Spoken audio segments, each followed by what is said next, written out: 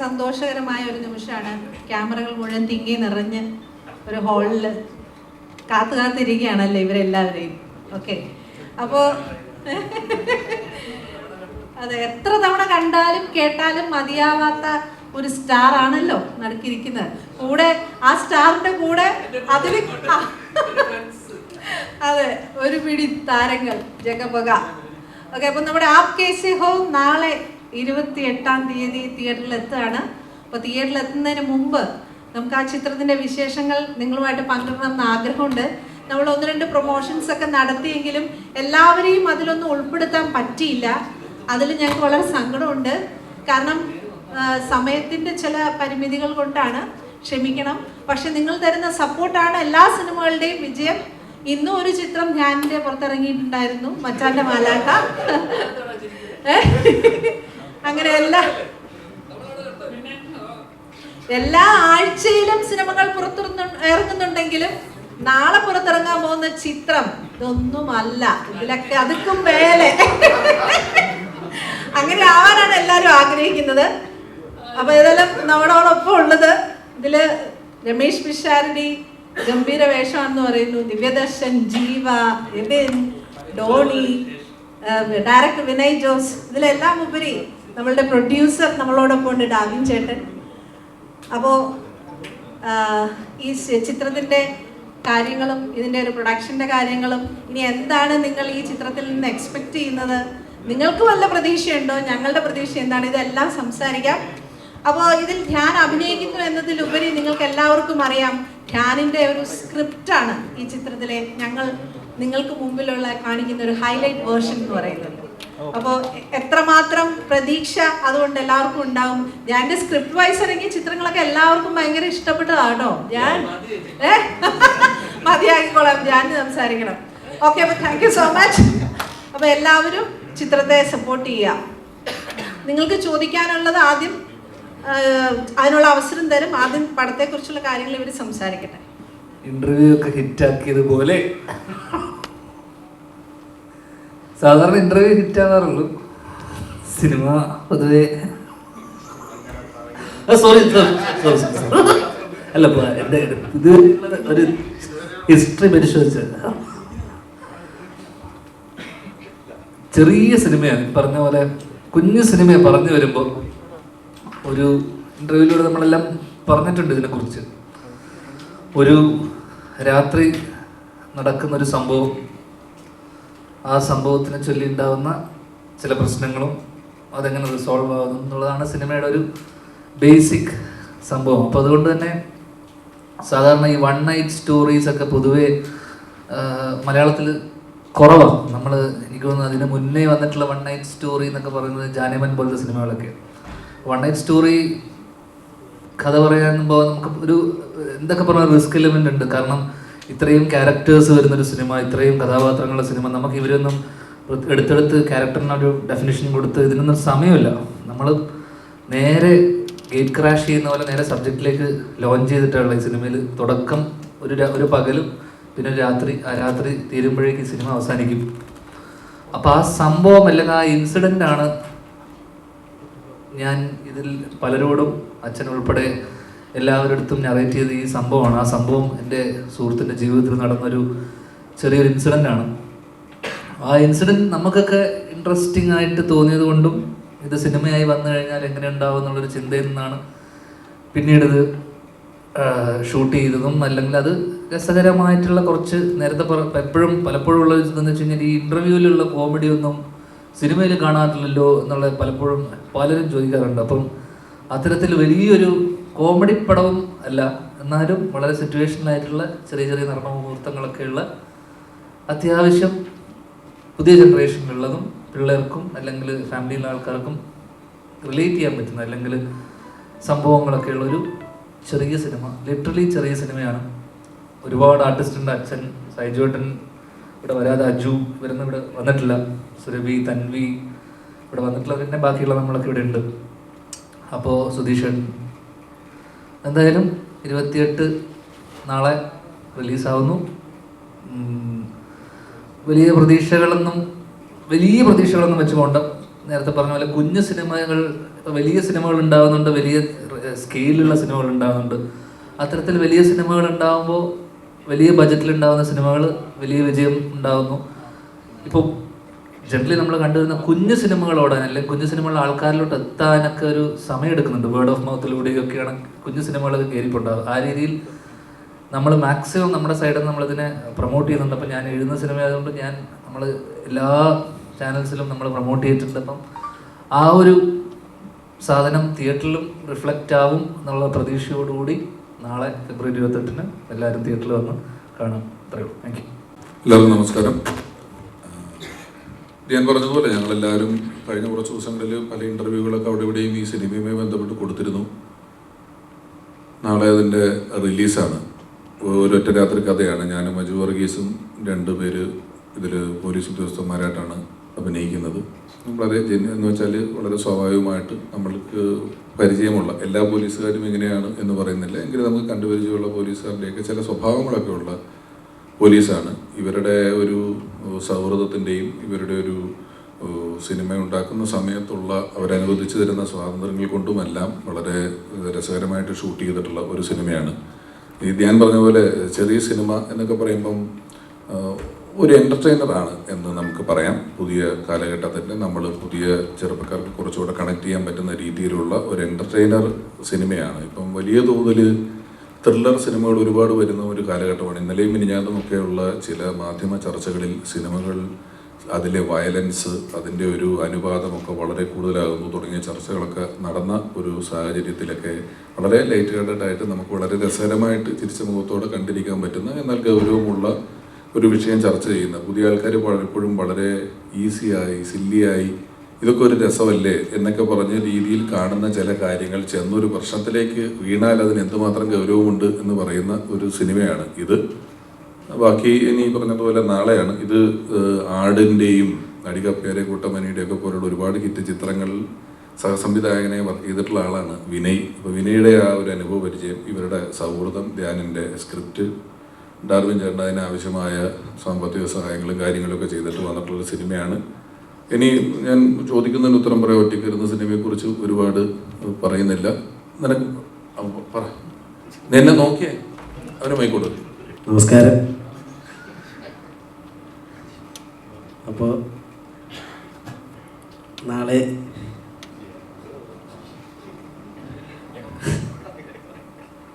ഫെബ്രുവരി 28-ന് app കൈസേ ഹോ റിലീസാകുകയാണ്. അപ്പോൾ എല്ലാവരും നാളെ തിയേറ്ററിൽ പോയി കാണണം. ബാക്കിയുള്ളവരോടും പടം കാണാൻ പറയണം. ഇതിൽ ടോണി എന്ന് പറയുന്നൊരു ക്യാരക്ടറാണ് ഞാൻ ചെയ്തിരിക്കുന്നത്.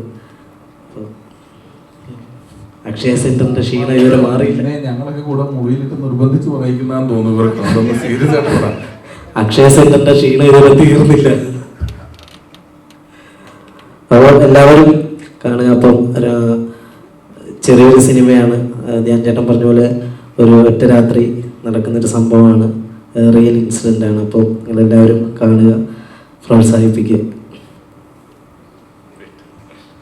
നമസ്കാരം. പറഞ്ഞ പോലെ നാളെ റിലീസാണ്. ആദ്യമായിട്ടാണ് ഒരു സിനിമയിൽ ത്രൂ ഔട്ട് എന്ന് പറയുന്ന ഒരു വേഷം ചെയ്യാൻ പറ്റുന്നത്. പറഞ്ഞ പോലെ ഒരു ദിവസം വൈകിട്ട് ധ്യാൻ ചേട്ടൻ വിളിച്ചിട്ട്, എടാ ഫ്രീ ആണോ എന്ന് ചോദിച്ചു. ആണെന്ന് പറഞ്ഞു. എന്നാൽ ആ ഒരു പരിപാടി ഉണ്ടെന്ന് പറഞ്ഞു. ആ പരിപാടിയുടെ റിലീസാണ് നാളെ. ആപ് കൈസേ ഹോ. ബിനോയ് എന്നാണ് ക്യാരക്ടറുടെ പേര്. എൻ്റെ വീട്ടിലൊക്കെ തന്നെ ഉള്ളൊരു ക്യാരക്ടറാണ്. അത് ബാക്കി കുറച്ചുകൂടെ കണ്ടു കഴിയുമ്പോൾ വിശദമായിട്ട് മനസ്സിലാവും. ഭയങ്കര എനർജിയുള്ള ഒരു ക്യാരക്ടറാണ്. പറഞ്ഞ പോലെ ഒരു സുഹൃത്തിൻ്റെ ബാച്ചിലർ പാർട്ടിയായിട്ട് ബന്ധപ്പെട്ട് പഴയ 2 സുഹൃത്തുക്കളെ കാണുന്നതും, നിങ്ങൾക്ക് എല്ലാവർക്കും അനുഭവം ഉണ്ടാവും. ബാച്ചിലർ പാർട്ടി, അവിടെ നടക്കുന്ന ഫൺ, അവിടെ ഒരു പ്രശ്നം ഉണ്ടാകുന്ന വരെ നമ്മൾ ചെയ്യുന്നതെല്ലാം ഭയങ്കര ഫണ്ണായിരിക്കും. ആ രാത്രി സേഫായി പോയി കഴിഞ്ഞാൽ സേഫായിരിക്കും. പക്ഷെ എന്തെങ്കിലും ഒരു കാര്യം സംഭവിക്കുമ്പം ആ ഫണ്ണൊക്കെ അവിടെ നിന്ന് മാറും. അങ്ങനെ ഒരു കാര്യം സംഭവിക്കുന്നൊരു ദിവസമാണ് ക്രിസ്റ്റിയുടെ ബാച്ചിലേഴ്സ് പാർട്ടി. അപ്പം തുടക്കക്കാരൻ എന്നുള്ള നിലയ്ക്ക് പറ്റാവുന്നതുപോലെ നല്ലോണം ചെയ്തിട്ടുണ്ടെന്നാണ് വിചാരിക്കുന്നത്. പിന്നെ നിങ്ങളെല്ലാവരും കണ്ട് നല്ല നല്ല അഭിപ്രായങ്ങൾ പറഞ്ഞ് അത് കൂടുതൽ പ്രേക്ഷകരിലേക്ക് എത്തിക്കുക. ബാക്കി ഷജീർ പറയും. നമസ്കാരം. എന്തായാലും ഇത് ധ്യാൻ്റെ ലൈഫിൽ നടന്നൊരു കഥയാണ്, അല്ലെ? എൻ്റെ ഫ്രണ്ടിൻ്റെ ലൈഫിൽ നടന്നത് ഇപ്പം കറക്റ്റ് ആയിരുന്നു. അപ്പോൾ അതിനകത്ത് എന്തെങ്കിലും ഒരു സാധനം കാണും എന്നെല്ലാവർക്കും ഒരു എക്സ്പെക്റ്റേഷൻ ഉണ്ടല്ലോ. അപ്പോൾ ഇതിനകത്ത് ഒരു സംഭവം ഉണ്ട്. പിന്നെ എനിക്ക് സത്യം പറഞ്ഞ ഇപ്പം 4 പേര് അറിഞ്ഞത് ധ്യാൻ്റെ കൂടെ ഇൻ്റർവ്യൂവിൽ ഇരുന്നിട്ട് തൻ്റേതല്ലാത്ത കാരണത്താൽ ഇൻ്റർവ്യൂ സ്റ്റാറിൽ കൂടെ ഇരിക്കാനൊരു ഭാഗ്യം കിട്ടിയതാണ്. നാളത്തെ ദിവസം എന്ന് പറഞ്ഞാൽ സത്യം പറഞ്ഞാൽ ആദ്യം ഞങ്ങളിതെല്ലാം ഒരു ലൈറ്റായിട്ടാണ് എടുത്തിരുന്നത്. പക്ഷെ ഇപ്പം നിങ്ങളെല്ലാവരും തന്ന ആ ഒരു എന്താ പറയുന്ന ഒരു പ്രോത്സാഹനം ഇതെല്ലാം വെച്ചിട്ട് പടം അത്യാവശ്യം നല്ല റീച്ച് എത്തിയെന്നാണ് എൻ്റെ ഒരു വിശ്വാസം. അപ്പം പടം വലിയ മോശമില്ലാതെ വരും എന്നാണ് ഞങ്ങളുടെ എല്ലാവരുടെയും വിശ്വാസം. ഇപ്പം ആവശ്യമില്ലാത്ത ടെൻഷനും അതുകൊണ്ട് കൂടിയിട്ടുണ്ട്. അതെ, അപ്പോൾ ഞാൻ നമ്മുടെ ഡയറക്ടറിൻ്റെ അടുത്ത് കൊടുക്കും. നമസ്കാരം. അടികപ്പി ഒരു കൂട്ടമണി തുടങ്ങിയിട്ടുള്ള പരിചയമാണ് ധ്യാനായിട്ടുള്ളത്. ആ സമയത്ത് തുടങ്ങി പറയുന്ന കുറേ കഥകളുണ്ട്. ശരിക്കും നടന്നതും ഞാൻ നേരിട്ട് കണ്ട് അനുഭവിച്ചിരുന്ന ഇഷ്ടംപോലെ കഥകളുണ്ട്. അതിൽ നമ്മുടെ ഈ ജനറേഷന് നന്നായിട്ട് കണക്ട് ചെയ്യാൻ പറ്റിയ ഒരു മെറ്റീരിയലുള്ള സബ്ജക്റ്റാണിത്. വളരെ അത് സിനിമാറ്റിക് ആക്കി ചെയ്യേണ്ടതായിട്ടുള്ളൊരു ആവശ്യമൊന്നുമില്ല. നമുക്ക് എല്ലാവർക്കും ഒരു പ്രാവശ്യം എക്സ്പീരിയൻസ് ചെയ്തിട്ടുണ്ടാവും ഇതിൽ പോലീസ് സ്റ്റേഷൻ സീക്വൻസുകളെല്ലാം. അപ്പോൾ അത് അങ്ങനെ റിലേറ്റ് ആവാൻ സാധ്യതയുണ്ട്. ഭയങ്കര പ്രതീക്ഷകളൊന്നും കൊടുക്കണ്ടെങ്കിലും ഒരു റിയൽ ലൈഫ് സ്റ്റോറി പോലെ തന്നെ നമുക്ക് കണ്ടിരിക്കാവുന്നൊരു സബ്ജക്റ്റാണ്. നാളെ റിലീസാണ്. നിങ്ങളുടെ എല്ലാവരുടെയും പ്രാർത്ഥനയും പ്രോത്സാഹനം ഉണ്ടാവണം. നന്ദി. പ്രൊഡ്യൂസറിനോട്. Good afternoon, everyone. Really very happy to see, ഈ ഇത്ര വലിയ ഇത്രയും ക്യാമറ എടുക്കുന്നത് ഞാനിരിക്കുന്നത് വളരെ റെയറാണ്. ഇവരെ അല്ല, 2 men. ആദ്യത്തെ പടം 2 men. അതിലിരുന്നിട്ടുണ്ട്. പക്ഷെ ഇതിനൊക്കെയുള്ള റീച്ച് കിട്ടിയിട്ടില്ല. ഈ പറഞ്ഞതുപോലെ ധ്യാൻ സാറിൻ്റെ കൂടെ ഇരിക്കുമ്പോഴത്തേക്കുള്ള ആ റീച്ച് ഉണ്ടല്ലോ, പവർ. പിന്നെ പിന്നെ പിഷാരടി ഉണ്ടല്ലോ. So I am really very happy. നാളെ ഇറങ്ങുന്ന ഞങ്ങളുടെ സിനിമ ഒരു ടെൻഷനും ഇല്ല കേട്ടോ. വിജയിപ്പിക്കണം എന്ന് ഞാൻ എവിടുന്നറിയാത്ത കുറെ ഇംഗ്ലീഷ് കയറി വന്നിട്ടുണ്ട്. ഒരു ടെൻഷനും ഇല്ല. സത്യം പറയാം, ഈ പടം വിജയിച്ചിരിക്കുമെന്നാണ് എൻ്റെ കോൺഫിഡൻസ്. നല്ല വിശ്വാസമുണ്ട്. അങ്ങനെ ആയാൽ നമുക്ക് ഇനിയും കൂട്ടായ്മയോടുകൂടി പടങ്ങൾ ഇനിയും എടുക്കാം. ജീവ ഒരു ആക്റ്റീവ് കാണുന്നില്ല ഈ സമയമായതുകൊണ്ടാണ്. അല്ലെങ്കിൽ കോളേജിലൊക്കെ പോയി തകർക്കുന്നുണ്ടായിരുന്നല്ലോ. ശരിക്കും ആക്റ്റീവ് ആകും. സോ എല്ലാവർക്കും താങ്ക് യു. ഞങ്ങളുടെ പടം കാണാനായിട്ട് എല്ലാവരും നല്ല രീതിയിൽ പ്രൊമോട്ട് ചെയ്യണം. Thank you so much for എല്ലാവർക്കും. ഇനി ഇംഗ്ലീഷ് പറഞ്ഞ് ഞാൻ ഇനിയും ഇതാക്കുന്നില്ല. Okay, thank you so much. Thank you. Hello, നമസ്കാരം. എൻ്റെ പേര് ഡോണി ഡാർലിൻ.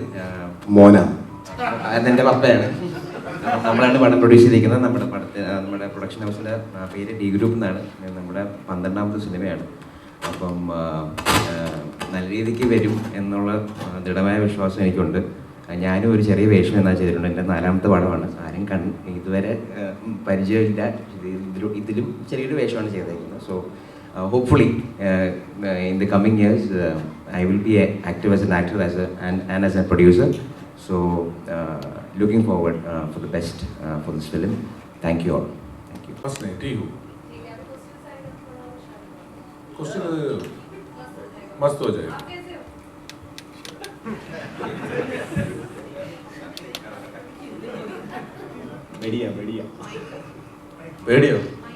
बढ़िया.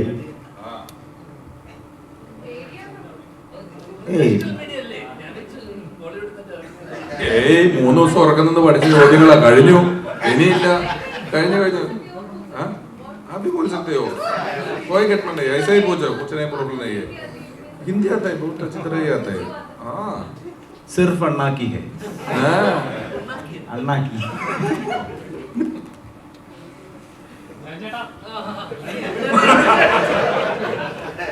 എന്തുകൊണ്ട് നീ വിളിച്ചില്ല? എന്താ എല്ലാരും പറഞ്ഞു ധ്യാൻ ചേട്ടനോട് ഇരിക്കുന്ന ഒരു വലിയ ഭാഗ്യമായിട്ടാണ് കാണുന്നത്. നീ നമ്മൾ ഒരുമിച്ച് ചെയ്തപ്പോ നീ എന്നോട് പറഞ്ഞില്ലടാ ഭാഗ്യമാണെന്ന്. അല്ലേ, അതെ, ഞങ്ങളുടെ ഒരു ഭാഗ്യമായിട്ട് ഞങ്ങൾ കാണുന്നത്. അങ്ങനെ കാണുന്ന ഒരാളായിരിക്കണേ. സ്ഥാനം ഇറങ്ങിയില്ലേ പരിപാടി. പിന്നെ എനിക്കൊന്ന് ഇന്റർവ്യൂ ഏതാ കപ്പൽ മുതലാളിയാ? എടാ ഇവന്റെ ചേട്ടന്റെ പാട്ട് പ്രൊമോട്ട് ചെയ്യാൻ നോക്കിയതാണ് സത്യത്തിൽ. ഇവന്റെ ചേട്ടനാണ് ആ പാട്ട് പാടിയത്. പക്ഷെ അത് ചക്കിന് വെച്ചത് കൊക്കിന് കൊടുത്തു പറഞ്ഞ എനിക്ക് കിട്ടിയെന്നുള്ളൂ. സ്വന്തം കൂടി ചേട്ടന്റെ പാട്ട് ഹിറ്റാക്കാൻ നോക്കി, അങ്ങനെ വന്നതാണത്. അത് സാധനം ഇപ്പൊ കേറി ട്രെൻഡിങ്ങിലെ സ്ഥാനത്താണ് നിങ്ങളെ കാണുന്നത്. ആ എന്നാ കുഴപ്പമില്ല. ചാൻസ് ഉണ്ടായിട്ടോ കപ്പൽ മുതൽ 4K കാണാൻ? ഉറപ്പ് ഞാൻ ഇറക്കും കഴിഞ്ഞു കഴിഞ്ഞാൽ. നോക്കട്ടെ, അതിനുള്ള ശ്രമങ്ങൾ നടക്കുന്നുണ്ട്. ഇതാണ് അവസ്ഥ. ചെയ്യാന്ന് പറഞ്ഞിട്ട് ഡാർവിൻ ചേട്ടൻ ചെയ്യാന്ന് ഇത് കഴിഞ്ഞിട്ട് അത് ചെയ്യുവാണെങ്കിൽ ഇവൻ അഭിനയിച്ച കാരണവർ എന്ന് പറഞ്ഞൊരു പടമുണ്ട്. തിരക്കിനിടയിൽ മറ്റേ തോമസ് ചാക്കോടെ കുറെ സ്വർണത്തിനിടയിൽ ഏട്ടന്റെ കാപ്പോ മുങ്ങിപ്പോരുതെന്ന് പറഞ്ഞ പോലെ അതവിടെ ഇരിപ്പുണ്ടേ സുഹൃത്തുക്കളെ. ഒരാവശ്യമില്ല. ജാൻചേട്ടന്റെ സ്ക്രിപ്റ്റുകൾ എപ്പോഴും മലയാളികൾക്ക് എക്സൈറ്റ്മെന്റ് ഉണ്ട്. സർപ്രൈസ് എലമെന്റ് എന്തായാലും ഉണ്ടാവും. ഹ്യൂമർ എലമെന്റ് ഞങ്ങൾ പ്രതീക്ഷിക്കുന്നു. അപ്പം ട്രെയിലർ കണ്ടപ്പോഴും ഒരു ഫീല് കിട്ടി. നമുക്ക് റിലേറ്റ് ചെയ്യാൻ പറ്റുന്ന കുറച്ച് കാര്യങ്ങൾ അതിനകത്ത് കണ്ടായിരുന്നു. അപ്പം ഇങ്ങനൊരു സ്ക്രിപ്റ്റ് ശ്രീനിച്ചേട്ടൻ്റെ അടുത്ത് വന്നപ്പോഴേക്കും എന്തായിരുന്നു റിയാക്ഷൻ? ഞാൻ ഇത് ഈ നടന്ന സംഭവം ഇതൊരു എന്താ പറയണ്ടേ, ഇതിന്റെ ഒരു സ്ക്രീൻ പ്ലേയോ അതൊന്നുമല്ല ഞാൻ പറഞ്ഞത്. ഞാൻ ഈ നടന്ന സംഭവം എൻ്റെ കൂട്ടുകാരൻ്റെ ജീവിതത്തിൽ നടന്ന ഈ സംഭവം അതേപടി എടുത്ത് നറേറ്റ് ചെയ്ത് ഇതിന്റെ പ്രശ്നമുണ്ടോ? ആരുടെയും കൈ ഫോണുണ്ടോ? ഇരിക്കണം മുഴുവൻ ഫോണല്ലേ. ഇല്ലല്ലോ ഫോണ്. മൈക്കിന്റെ അടുത്ത് ഫോണൊന്നും ഇപ്പൊ അങ്ങനെ വെച്ചൊന്നും വരികയില്ല. ഇതൊക്കെ പണ്ട് കാലത്താണ്. ശരി. അപ്പൊ അച്ഛൻ്റെ അടുത്ത് ഈ സംഭവം അതേപടി, ഈ നടന്ന സംഭവം, ആ രാത്രിയിൽ നടന്ന ആ സംഭവം അതേപടി പറയുക ചെയ്ത്. അപ്പൊ പുള്ളി അതിനെ ഒരു എന്താ പറയുക, ഇതിങ്ങനെ സിനിമയായി വരും ഒക്കെ, ഇത് സിനിമയായി വന്നാൽ രസം ഉണ്ടാവും എന്നുള്ളൊരു ചിന്തയിൽ നിന്നാണ് നമ്മള്. അപ്പൊ ഞാൻ ചോദിച്ചു, ഇതില് എൻ്റെ അച്ഛനായിട്ടാണ് അപ്പോൾ അച്ഛൻ അഭിനയിച്ചിരിക്കുന്നത്, അപ്പൊ അതിനകത്ത് ഒരു ചെറിയൊരു വേഷം ഉണ്ടെന്ന് ചോദിച്ചാൽ പുള്ളി സന്തോഷത്തോടെ വന്ന് ചെയ്തു തന്നു. അത്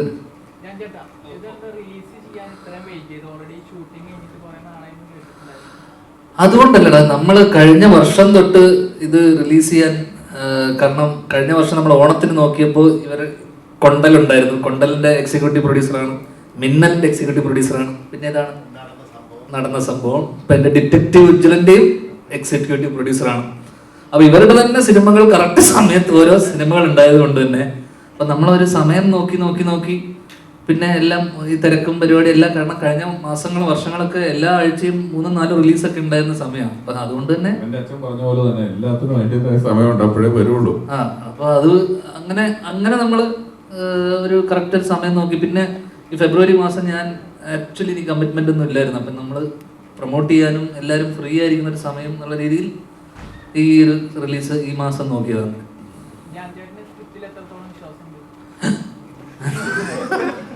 എടാ അങ്ങനെ വിശ്വാസം എന്ന് വെച്ചാൽ നമ്മള് വിശ്വാസത്തിന്റെ പുറത്താണല്ലോ നമ്മളിത് സിനിമയാക്കിയത്. അന്നൊരു വിശ്വാസം ഉള്ളത് കൊണ്ടാണല്ലോ. പിന്നെ ഇത് ഞാൻ പറഞ്ഞില്ല, ഇത് സിനിമ നമ്മള് ഒരു കഥ ഇഷ്ടമായി നമുക്കൊരു എല്ലാവരോടും പറഞ്ഞ് ഇഷ്ടമായതിനു ശേഷം ഇത് ഏത് ഘട്ടത്തിൽ വേണമെങ്കിൽ പാളിപ്പോവാം. മനസ്സിലായി? ഇത് ഷൂട്ട് ചെയ്യുന്ന സമയത്ത് നന്നായി ഷൂട്ട് ചെയ്ത് വരണം, ഇതിന്റെ ബാക്കിയുള്ള എല്ലാ സാഹചര്യങ്ങളും ഒത്ത് കറക്റ്റായിട്ട് വരണം, നല്ല പെർഫോമൻസ് വരണം. നമ്മളിപ്പോൾ ഇപ്പൊ കാസ്റ്റിംഗ് അല്ലെങ്കിൽ ഇതൊക്കെ ഭയങ്കര ഇമ്പോർട്ടൻ്റ്. ഇപ്പൊ ഞാൻ രമേശ് ഏട്ടനെയും ധർമ്മേട്ടനെയും വെച്ചിട്ടാണ്, ഇവരുടെ കോമ്പിനേഷനാണ് ഞാൻ ആദ്യം പിടിക്കാൻ വെച്ചത്, ഈ പോലീസുകാരുടെ. അപ്പൊ എനിക്ക് ഇവരെ ഓഫ് സ്ക്രീൻ അല്ലെങ്കിൽ ഇവരുടെ സ്റ്റേജ് ഷോസും അല്ലെങ്കിൽ ഇവരുടെ ബഡായി ബംഗ്ലാവിലെ പരിപാടി എനിക്ക് ഭയങ്കര ഇഷ്ടമായതുകൊണ്ട് അപ്പൊ ഞാൻ ആദ്യം ആലോചിച്ചപ്പോൾ ഇവർ ഓൺ സ്ക്രീൻ വരുമ്പോൾ ഭയങ്കര ഒരു കെമിസ്ട്രി ഉണ്ടാവുമല്ലോ എന്ന് വെച്ചിട്ട് ഞാൻ അങ്ങനെയാണ് ചിന്തിച്ചിരുന്നത്. പിന്നെയാണ് രമേശ് ഏട്ടനും അജു ഒരു കോംബോ വരുവാണെങ്കിൽ എങ്ങനെ ഉണ്ടാവും. അപ്പൊ ഇവര് ഫസ്റ്റ് ഡേ തന്നെ നമുക്ക് ഓൺ സ്ക്രീൻ ചില ആൾക്കാരുടെ ഒരു കെമിസ്ട്രി ഉണ്ടാവില്ല, ഒരു ഗിവ് ആൻഡ് ടേക്ക്. അപ്പൊ ഇതൊക്കെ കറക്റ്റായിട്ട് വരണം. ഇതിൽ ഏതെങ്കിലും പാളിപ്പോയി കഴിഞ്ഞാലും ഇതൊന്നും കറക്റ്റ് വന്നില്ലെങ്കിലും നമ്മൾ വിചാരിച്ച പോലൊന്നും പരിപാടി വർക്കാവില്ല. ജീവ ആയിക്കോട്ടെ, ദിവ്യനായിക്കോട്ടെ, എനിക്ക് ഈ പറയുന്ന ഇതിലുള്ള എല്ലാ കഥാപാത്രങ്ങളും ഞാൻ കണ്ടിട്ടുള്ളതും എനിക്കറിയാവുന്ന എൻ്റെ അടുത്ത സുഹൃത്തുക്കളാണ്. ജീവ ചെയ്ത റോളായിക്കോട്ടെ, ദിവ്യൻ ചെയ്തായിക്കോട്ടെ, ഇവരെയൊക്കെ ഞാൻ എൻ്റെ അടുത്ത സുഹൃത്തുക്കളാണ്. അപ്പം ഇവരെയൊക്കെ എനിക്ക് എവിടെയെങ്കിലുമൊക്കെ റിലേറ്റ് ചെയ്യാൻ പറ്റുന്നത് കൊണ്ടാണ് ജീവയുടെ ഷോസും അല്ല ആങ്കർ ചെയ്തതും അല്ലെങ്കിൽ ജീവയുടെ യൂട്യൂബ് ഇതൊക്കെ ഞാൻ കണ്ടിരുന്നു. അപ്പം ആ രീതിയിൽ എനിക്ക് എനിക്ക് എൻ്റെ ഈ കൂട്ടുകാരനുമായിട്ട് എനിക്ക് അധികം റിലേറ്റ് ചെയ്യാൻ പറ്റും. ദിവ്യനെ എനിക്ക് ഇതേപോലെ സിനിമക്കപ്പുറത്തൊരു പരിചയവും ബന്ധമുണ്ട്. ദിവ്യനാണ് ഈ പ്രൊജക്റ്റ് ആദ്യം ഇനീഷ്യേറ്റ് ചെയ്യുന്നത്. അപ്പം ദിവ്യനോട് ഞാൻ അങ്ങോട്ട് ചോദിക്കുന്നത് അളിയനിത് ചെയ്യുമോ, കാരണം പഴയ വിൻറ്റേജ് മുകേഷ് ഏട്ടൻ്റെ ചില മാനറിസവും ഇതൊക്കെ അളിയൻ്റെ കയ്യിലുണ്ട്. അപ്പം എനിക്ക് പെട്ടെന്ന് അളിയനിത് ചെയ്തു കഴിഞ്ഞാൽ എങ്ങനെ ഉണ്ടാവും. അപ്പൊ ആ രീതിയിൽ ഇതൊക്കെ എല്ലാം ഒത്തു വന്നാൽ മാത്രമേ ഒരു കംപ്ലീറ്റ് ഒരു സാധനം ഉണ്ടാവുള്ളൂ. ആ രീതിയിൽ പെർഫോമൻസ് വൈസ് എനിക്ക് തോന്നുന്നു എല്ലാവരുടെയും മികച്ച എന്ന് വെച്ച് കഴിഞ്ഞാൽ ഞാൻ വിചാരിച്ചതുപോലെ നമ്മൾ ആർട്ടിസ്റ്റ് പെർഫോമൻസ് ഉണ്ടല്ലോ, എന്നാൽ പോലും നമ്മൾ ഷൂട്ട് ചെയ്ത സമയത്ത് നമുക്ക് ചില റെസ്ട്രിക്ഷൻസും ചില കാരണം നമ്മൾ ഷൂട്ട് ചെയ്ത സമയത്ത് കുറച്ച് ഇഷ്യൂസ് ഒക്കെ ഉണ്ടായിരുന്നു. പക്ഷെ അതൊക്കെ നമ്മൾ സോർട്ട് ചെയ്ത് പോയി. പക്ഷെ ആർട്ടിസ്റ്റ് പെർഫോമൻസിൽ ഭയങ്കര ഹാപ്പിയാണ്, ഭയങ്കര വിശ്വാസമുണ്ട്. ഇവരുടെയൊക്കെ ഒരു കരിയർ ബെസ്റ്റ് എന്നൊക്കെ പറഞ്ഞാൽ രമേശ് ചേട്ടൻ എനിക്ക് തോന്നുന്നു കപ്പൽ മലയാളിക്ക് ശേഷം രമേശ് ചേട്ടൻ്റെ കരിയർ ബ്രേക്ക് ആയിരിക്കും ഈ സാധനം അല്ലേ? കപ്പൽ മുതലാളി കണ്ടിട്ടാണ് ഇത് കാണുന്നതെങ്കിലല്ലേ നിങ്ങൾക്ക് ആരാധന തോന്നും പുള്ളിയോട്.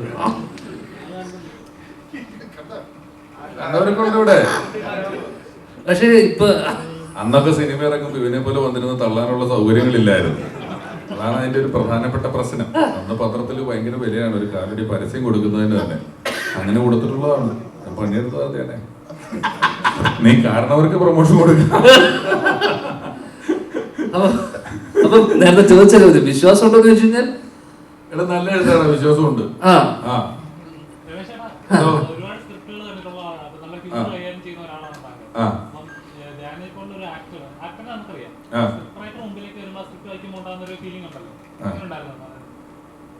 ഇവന് എനിക്ക് ഇവന്റെ വീട്ടിൽ ഇവന്റെ അച്ഛൻ, എന്റെ ചേട്ടൻ, ഇവർക്കൊക്കെ എഴുത്ത് ഇവരുടെ കഥാപാത്രത്തെ എഴുതുന്നതിലാണെങ്കിലും അല്ലാതെ ആണെങ്കിലും ഇവർക്ക് എഴുത്ത് എനിക്ക് കുറച്ചുകൂടെ ഇഷ്ടമാണ്. ഇവന് ചെയ്ത എല്ലാ പടങ്ങളും ഞാൻ കണ്ടിട്ടില്ല എങ്കിലും എനിക്ക് എഴുത്തിലാണ്, ഇവന് അഭിനയത്തിൽ കുറച്ചുകൂടി ഇവൻ കംഫർട്ട് നോക്കുന്ന ഒരാളാണ്. ഇവനങ്ങനെ നോക്കിയിരിക്കുന്ന ഒരാളാണ്. പക്ഷെ എഴുത്ത് കുറച്ച് അധ്വാനിച്ച് എഴുതുകയും ഇവൻ അറിയാവുന്ന കഥയായതിൻ്റെ ഒരു വലിയ സൗകര്യമുണ്ട്. ഇവനതിനകത്ത് ആ കഥയിൽ ഇൻവോൾവ് ചെയ്തിട്ടുള്ള ഒരാളാണ്. അപ്പോൾ അതിനോട് ഏറ്റവും ആ കണ്ട കാര്യങ്ങളോട് ഏറ്റവും നീതി പുലർത്തി നിൽക്കുക, കണ്ടതിനെ എങ്ങനെ സിനിമാറ്റിക്കായിട്ട് ചെയ്യാന്നുള്ളതാണ് കൂടുതലും നോക്കിയിട്ടുള്ളത്. പിന്നെ വിനയ് ഓഫ് കോഴ്സ് വളരെ എക്സ്പീരിയൻസ്ഡ് ആയിട്ടുള്ള ഒരു ഡയറക്ടറാണ്.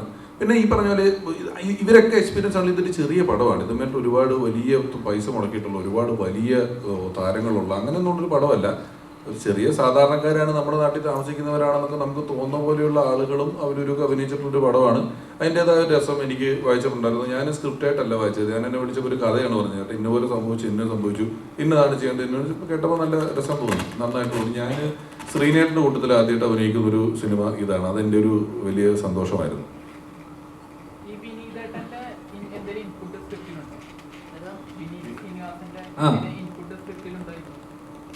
ഇല്ല പുള്ളിക്ക് ഈ കഥ ഇതിനുമായിട്ട് ബന്ധപ്പെട്ട് പുള്ളിയുടെ ടൈപ്പ് ഓഫ് ഒരു പരിപാടിയല്ല. പിന്നെ അത് കണ്ടാൽ മനസ്സിലാവും.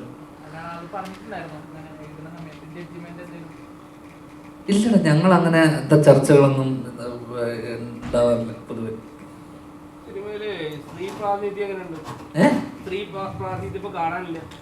അവരാരും വന്നില്ല വിളിച്ചിട്ട്. ഇവിടെയും കുറവാണല്ലോ. പ്രാതിനിധ്യമുണ്ട്, വലിയ പ്രാധാന്യമുണ്ട്. സ്ത്രീ കഥയുടെ ടേണിംഗ് പോയിന്റിൽ വലിയ ഘടകമാണ്. അല്ല ഇവിടെ ഇല്ലെന്ന്, ഇവിടെ കാണാറില്ലെന്ന് വെച്ചപ്പോൾ ഇവിടെ വരാൻ പലരും തൻവീടെ ചേട്ടൻ്റെ കല്യാണമാണ്, സുരഭി സീരിയലിന്റെ ഷൂട്ടിലാണ്. അപ്പൊ അങ്ങനെ വീണ അതിന്റെ കൃത്യോ തിരക്കിലാന്ന് പറഞ്ഞ വീട്ടിലിരിക്കുകയാണ്. അങ്ങനെ വലിയ വിമോചകനായതുകൊണ്ടൊന്നുമല്ല, അവനൊക്കെ നോക്കിയിട്ട് അവന് ഒരു തൃപ്തി വരുന്നില്ല. നീ വിചാരിക്കുന്ന പോലെ അവനൊരു സ്ത്രീ വിമോചകനായിട്ട് ഇവിടെ സ്ത്രീ അതൊന്നും അല്ല. അവൻ നോക്കിയപ്പോ അവനൊരു സുഖമില്ല. അതാണ് അവൻ ചോദിച്ചത്. അതുകൊണ്ടല്ലേ ഞാൻ പറഞ്ഞത്, എനിക്കും അറിയാം. അല്ലാതെ ഈ സിനിമയിലെ സ്ത്രീ പ്രാതിനിധ്യം എന്നൊക്കെ ചോദിച്ചാൽ അത്രയില്ല. നോക്കിയിട്ട് അവനൊരു സ്ത്രീ വന്നു, പ്രാതിനിധ്യമുണ്ട്. നീ കാണുന്നുണ്ടല്ലോ, എനിക്ക് കാണാൻ പറ്റുന്നില്ല. അവിടെയാണ്, നീ അവിടെ നോക്കിയിട്ട് നീ വന്നെന്ന് പറഞ്ഞ ആള് വിളിക്കുന്നത്. ഇപ്പം ഓൺലൈൻ ഗെയിമിംഗ് ആപ്പുകളുടെ കാലഘട്ടമാണ്. അപ്പം അതിന്റെ ദൂഷ്യവശങ്ങൾ നമുക്ക് നന്നായിട്ട് അറിഞ്ഞുകൊണ്ടിരിക്കാം. അപ്പൊ കഴിഞ്ഞ ദിവസം ധ്യാൻ ചേട്ടന്റെ ഒരു അഡ്വർടൈസ്മെന്റ് ഉണ്ട്, അത്തരം ഒരു ആപ്പിനെ പ്രൊമോട്ട് ചെയ്തുകൊണ്ട്. അപ്പം സാമൂഹിക പ്രതിബദ്ധതയുള്ള ഒരു കലാകാരൻ എന്ന നിലയിൽ അങ്ങനെ ഒരു അഡ്വർടൈസ്മെന്റ് ചെയ്യാനുള്ള കാരണം എന്താണ്? സാമൂഹിക പ്രതിബദ്ധത ഉണ്ടെന്ന് ആരാ പറഞ്ഞ? എനിക്ക് ഞാൻ നിന്നോട് എപ്പോഴെങ്കിലും പറഞ്ഞിട്ടുണ്ടോ?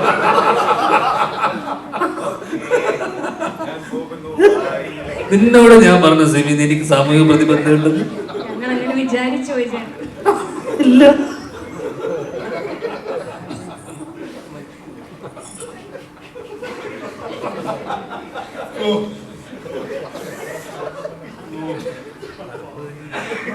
ഡോറ് തുറന്നു കൊടുക്കുകയാണ്, ഒരു ചോദ്യം ഇറങ്ങി പോകുന്നത്.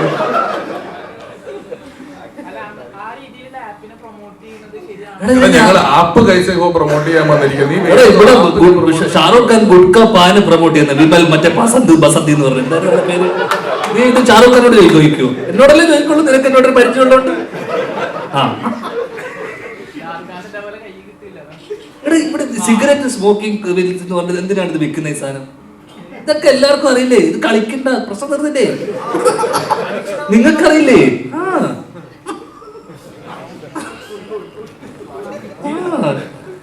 ഇനി പൈസ വരില്ല ആൾക്കാർക്ക് ഞാൻ പൈസ കൊടുക്കും.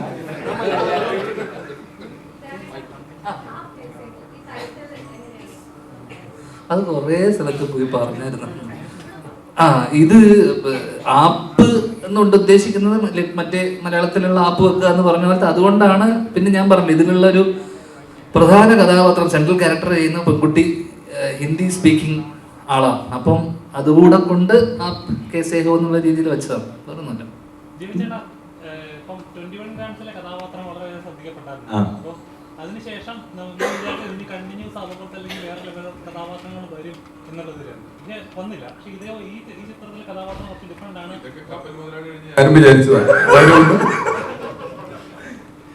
എന്തുകൊണ്ടാണ് ഇടക്കിടക്ക് കുത്തിക്കരുന്നുണ്ടോ അവൻ വരുമെന്ന് വിചാരിച്ചതിനെ പറ്റി പറയുമ്പോഴേ അവൻ ഏതെന്നെ എനിക്ക് അറിയാം, അതുകൊണ്ട് അവനെ സഹായിച്ചതാണ്.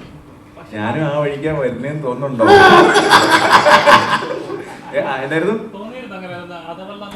എല്ലാ പടം കഴിയുമ്പോഴും ഇത് കണ്ടിട്ട് ആരെങ്കിലും ഒക്കെ വിളിക്കും. അങ്ങനെ ഒരുപാട് പേരൊന്നും വിളിച്ചില്ല. 21 ഗ്രാംസ് കഴിഞ്ഞിട്ട് 3 പേരെ വിളിച്ചത്, ധ്യാൻ ചേട്ടനടക്കം. അതിൽ ധ്യാൻ ചേട്ടൻ പടമാണ് ചെയ്തത്. അപ്പൊ അത് ഇത് കഴിയുമ്പോഴും കുറെ പേര് വിളിക്കും എന്നുള്ള പ്രതീക്ഷയിലായിരിക്കുന്നത്. എനിക്ക് തോന്നുന്നു വിളിക്കുമായിരിക്കുമെന്ന് തോന്നുന്നു. ഇത് 21 ഗ്രാംസ് പോലല്ല, കുറച്ച് ഫുൾ ടൈം ഒരു കോമഡി എനർജി, പിന്നെ ദിവ്യനുമായിട്ട് അല്ലേ നല്ല രസമാണ്. നേരത്തെ ധ്യാൻ ചേട്ടൻ പറഞ്ഞ പോലെ ഒരു വിന്റേജ് മുകേഷ് ഡേ എന്നൊക്കെ വിളിക്കുന്ന ഒരു വിന്റേജ് മുകേഷ് ചേട്ടൻ വിളിക്കാൻ വേണ്ടി വിളിക്കുമ്പോ നീ ഫോൺ ഓഫ് ചെയ്ത് വെക്കരുത്.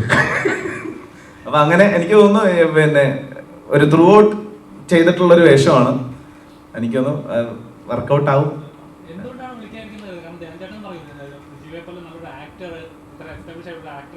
ആക്ടർ ആയിട്ടില്ല,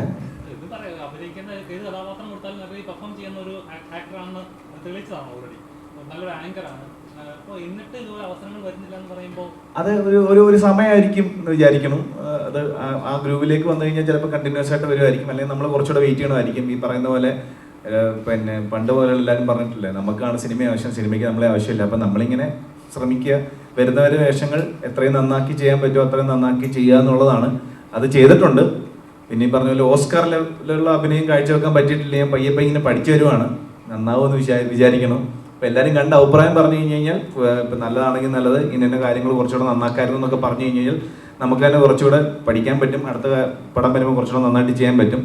ആകെ ചെയ്യാൻ എല്ലാവർക്കും ചെയ്യാൻ ഉള്ളതെന്ന് പറഞ്ഞു കഴിഞ്ഞാൽ തിയേറ്ററിൽ പോയി കണ്ട് സത്യസന്ധമായ അഭിപ്രായം പറയുക, കുറച്ച് കൂടുതൽ പ്രേക്ഷകരിലേക്ക് നിങ്ങൾക്ക് ഇഷ്ടപ്പെട്ടു കഴിഞ്ഞാൽ അത് പറഞ്ഞ് കൂടുതൽ പ്രേക്ഷകരിലേക്ക് എത്തിക്കുക എന്നുള്ളതാണ് നമുക്ക് ആഗ്രഹിക്കാൻ പറ്റുള്ളൂ. ധ്യാൻ ചേട്ടാ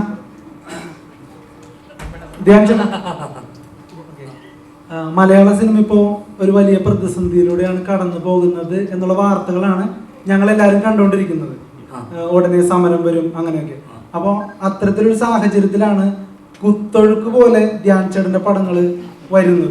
അല്ലല്ല ചോദ്യം. അതെ അതെ. അപ്പൊ ഞാൻ പറയുന്നത് ധ്യാൻ ചേട്ടന്റെ കഴിഞ്ഞ ദിവസത്തെ ഒരു റീല് കണ്ടായിരുന്നു. അതില് ധ്യാൻ ചേട്ടൻ തന്നെ ധ്യാൻ ചേട്ടനെ പടക്കം സ്റ്റാർ എന്നാണ് വിശേഷിപ്പിക്കുന്നത്. അല്ല, ആ റീലിന്റെ കൺസെപ്റ്റ് അതാണ്, ഒരു പടക്കം തോളിലിട്ടുകൊണ്ട് വരുന്നത്. മനസ്സിലാകുന്നുണ്ടോ? അപ്പൊ ഒരു പടത്തിനെ ശരിക്കും ഡീമോട്ടിവേറ്റ് ചെയ്യല്ലേ ചെയ്യുന്നത്. ഞങ്ങൾ എത്ര പ്രൊമോട്ട് ചെയ്യാലോ അപ്പൊ കേറൂ. നിങ്ങളോ? ഞങ്ങള് മീഡിയ ടീം. നിങ്ങൾ കാരണം എത്ര പടം എന്റെ ഓടി. അല്ല ചേട്ടാ പരിപാടി ഞാൻ ഈ പരിപാടി കുറച്ചു നേരം ഇതുവരെ കാണുന്ന ചേട്ടനിപ്പോ നിങ്ങൾ കാരണം എന്റെ ഓടിയ ഒരു പടം പറഞ്ഞുതരും. എനിക്ക് പറഞ്ഞോ, എന്റെ കൊള്ളാമത്ത ഒരു പടം നിങ്ങൾ കാരണം നീ കാരണം ഓടിച്ചു പറഞ്ഞു. നല്ലൊരു തിരക്കഥയുള്ള പടം ഓടിയിട്ടുണ്ട്. നല്ലൊരു തിരക്കഥയുള്ള പടം ഓടിയിട്ടുണ്ട്. ഏത് ചേട്ടൻ ഏത് നല്ല തിരക്കഥ എഴുതിയേക്കണെന്ന് പൊട്ടിയ പടം പറ. നീ തോറ്റുപോയി എന്റെ മുന്നിൽ. ഇല്ല തോറ്റുപോയില്ല ചേട്ടാ. കപ്പൽ മുതലാളി ഇപ്പൊ 21 ഗ്രാംസ് പറഞ്ഞു. അല്ലല്ല കപ്പൽ മുതലാളി ഞാൻ പറയട്ടെ, നിങ്ങളുടെ വിഷയത്തിന് എന്തിനാ ഞങ്ങളെ എടുത്തത്? തീർക്കത്. അല്ലല്ല ചോദ്യം ഒന്ന് ഫിനിഷ് ചെയ്തോട്ടെ. ചോദ്യം ഫിനിഷ് ചെയ്തോട്ടെ. അതായത് കപ്പൽ മുതലാളി താരതമ്യേന നല്ല പടമാണ്. ഞാൻ കണ്ടിട്ടുള്ളതാ. നിനക്ക് ഇഷ്ടമായ നിന്റെ ഇഷ്ടം, എന്റെ ഇഷ്ടം എനിക്ക് ഇഷ്ടമില്ല പടം. അത് കുഴപ്പമില്ല. പക്ഷെ 21 ഗ്രാംസ് താരതമ്യേന നല്ല പടം. ബോക്സ് ഓഫീസ് ഹിറ്റ് ആണെന്നല്ല പറയുന്നത്. കപ്പൽ മുതലാളി ബോക്സ് ഓഫീസ് ഹിറ്റ് അല്ല. പക്ഷെ ഞാൻ പറഞ്ഞു വന്നത് അത് ഭയങ്കരമായിട്ട് കളിയല്ല. അപ്പൊ കാരണം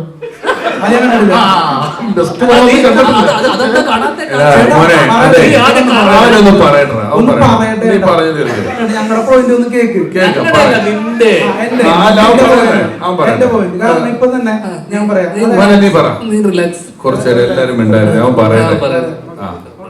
അപ്പോ ഞാൻ പറഞ്ഞു വരുന്നത്, നല്ലൊരു തിരക്കഥയുള്ള സിനിമകളൊന്നും പൊട്ടിയിട്ടില്ല. പ്രൊമോഷൻ ഇല്ലാതെ തന്നെ ജയിച്ചിട്ടുണ്ട്.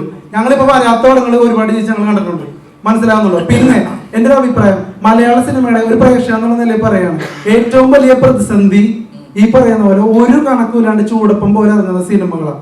അത് നിങ്ങള് പ്രൊഡ്യൂസർമാര് ഫുൾ സ്ക്രിപ്റ്റ് വായിച്ചു നോക്കിയിട്ട് പടങ്ങൾ ഇനി മുതൽ സെലക്ട് ചെയ്യണം എന്നാണ് എന്റെ അഭിപ്രായം ആസ് എ പ്രേക്ഷകൻ, മനസ്സിലാവുന്നുള്ളൂ. അങ്ങനെയാണെങ്കിൽ പടത്തിന്റെ ഹിറ്റ് ആ ഒരു നിരക്കിലൊക്കെ ഒരുപാട് മാറ്റം വരും.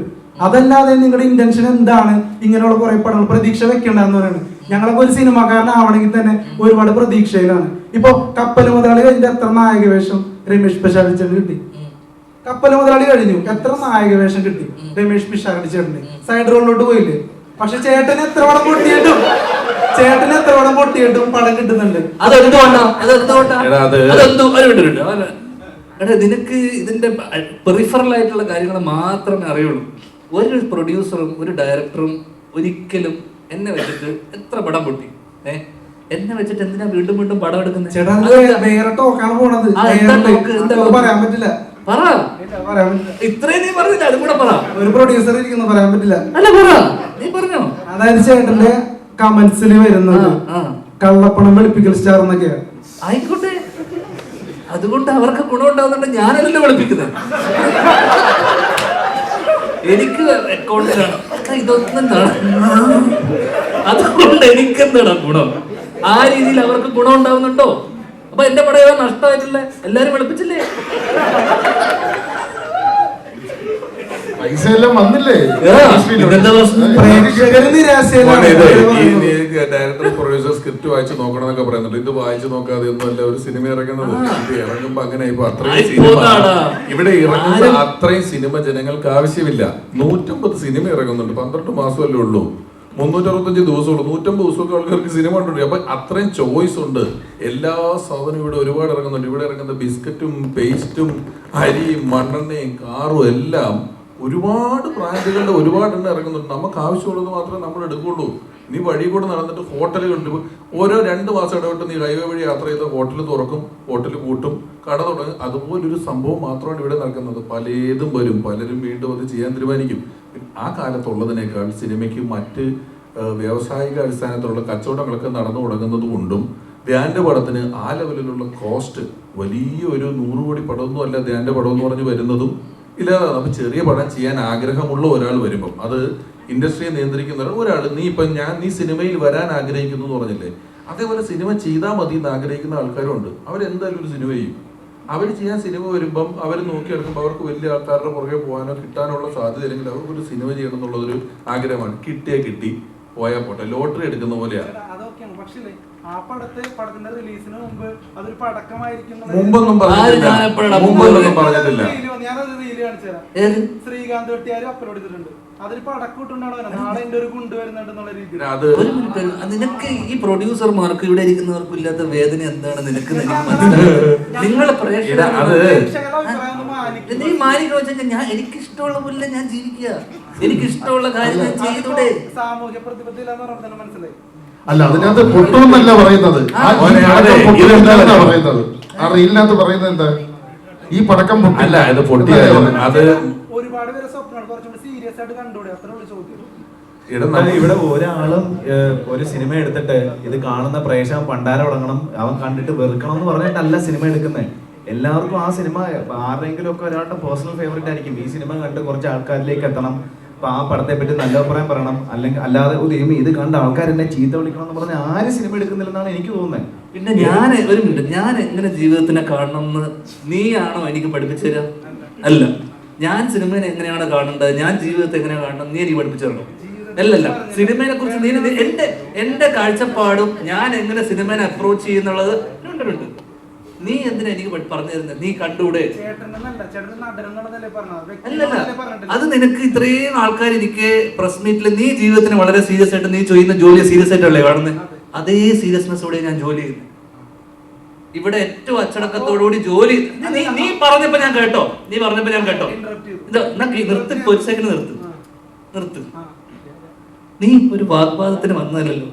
അല്ലല്ലോ, നീ പറഞ്ഞേക്ക്. ആവശ്യമില്ലാത്ത കുഴപ്പമില്ല, നീ ചെയ്ത പോലെ തന്നെ അവനും ഒരു ഇതായിട്ട് ചോദിക്കുന്ന ഞാൻ സീരിയസ് ആവണോ, ഞാൻ എന്താവണം എന്നുള്ളത് നീ എനിക്ക് പറഞ്ഞു തരണ്ടല്ലോ. മോനെ ഒരു സെക്കൻഡ് ധ്യാൻ, അത് വിട്. അതായത് അത് സീരിയസ് ആയിട്ടൊക്കെ എടുക്കുന്നുണ്ട്, സിനിമ പൊളിയുന്നു. ഈ പൊളിഞ്ഞു എന്നുള്ള കാര്യം മനസ്സിലാക്കുന്നുണ്ട്.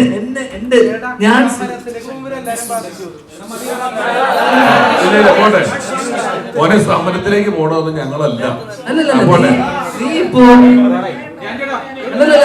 പറഞ്ഞിട്ട് നീ അത് പറഞ്ഞിട്ട് പോയാൽ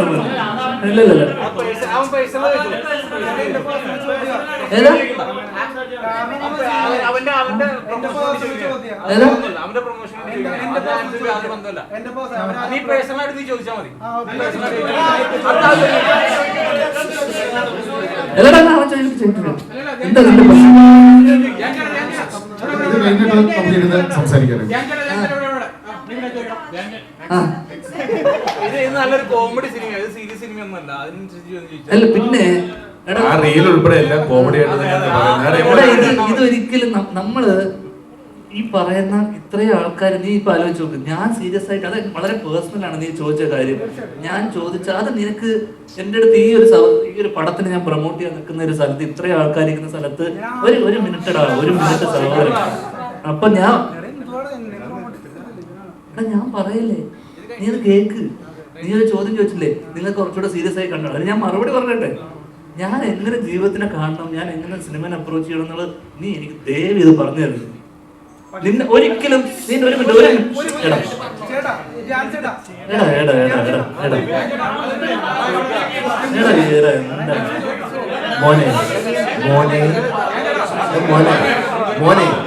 പേരെന്തുവാ?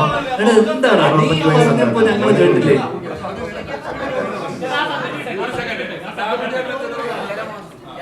മോന്റെ പേരെന്തുവാ? വേണ്ട അല്ല, ഏത് ചാനലാ? അതും വേണ്ടല്ലേ. പക്ഷെ എനിക്കിപ്പോ നല്ലൊരു അറിവ് കിട്ടിയപ്പോ ഞാന്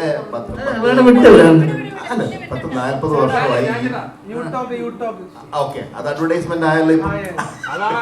ഞാൻ ചോദിക്കാൻ പോകുന്ന ചോദ്യം, മോൻ പറഞ്ഞു കള്ളപ്പണം വെളുപ്പിക്കാനാണ് സിനിമ എടുക്കുന്നത്. അല്ല, താഴെ ഇടുന്ന കമന്റ് വായിച്ചിട്ടാണോ നീ പറയാ കള്ളപ്പണം വെളുപ്പിക്കുന്ന കാര്യം? നിനക്ക് എന്ത് അടിസ്ഥാനം ഉണ്ട് അതിന് പറയാൻ? എന്ത് പ്രൂഫ് ഉണ്ട് നീ പറയുന്നതിന്? നീ താഴെ യൂട്യൂബിൽ കമന്റ് ഇടുന്ന ആൾക്കാരാണ് പറഞ്ഞിട്ടല്ലേ? നിനക്ക് എന്തെന്ന് അറിയാമോ ഇതിനെ കുറിച്ച്, സിനിമയെ കുറിച്ച്? അപ്പൊ മിണ്ടരുത്. ആവശ്യമില്ല. നമ്മളൊരു സ്ഥലത്ത് വരുമ്പോ ഞാൻ ഇവരെയൊക്കെ എത്ര കാലമായി കാണുന്നത് അറിയാമോ? അൺപ്ലസന്റ് ആയിട്ടുള്ള ഒഫെൻസീവ് ആയിട്ടുള്ള ചോദ്യങ്ങൾ ചോദിക്കുന്നത് നിർത്തുക.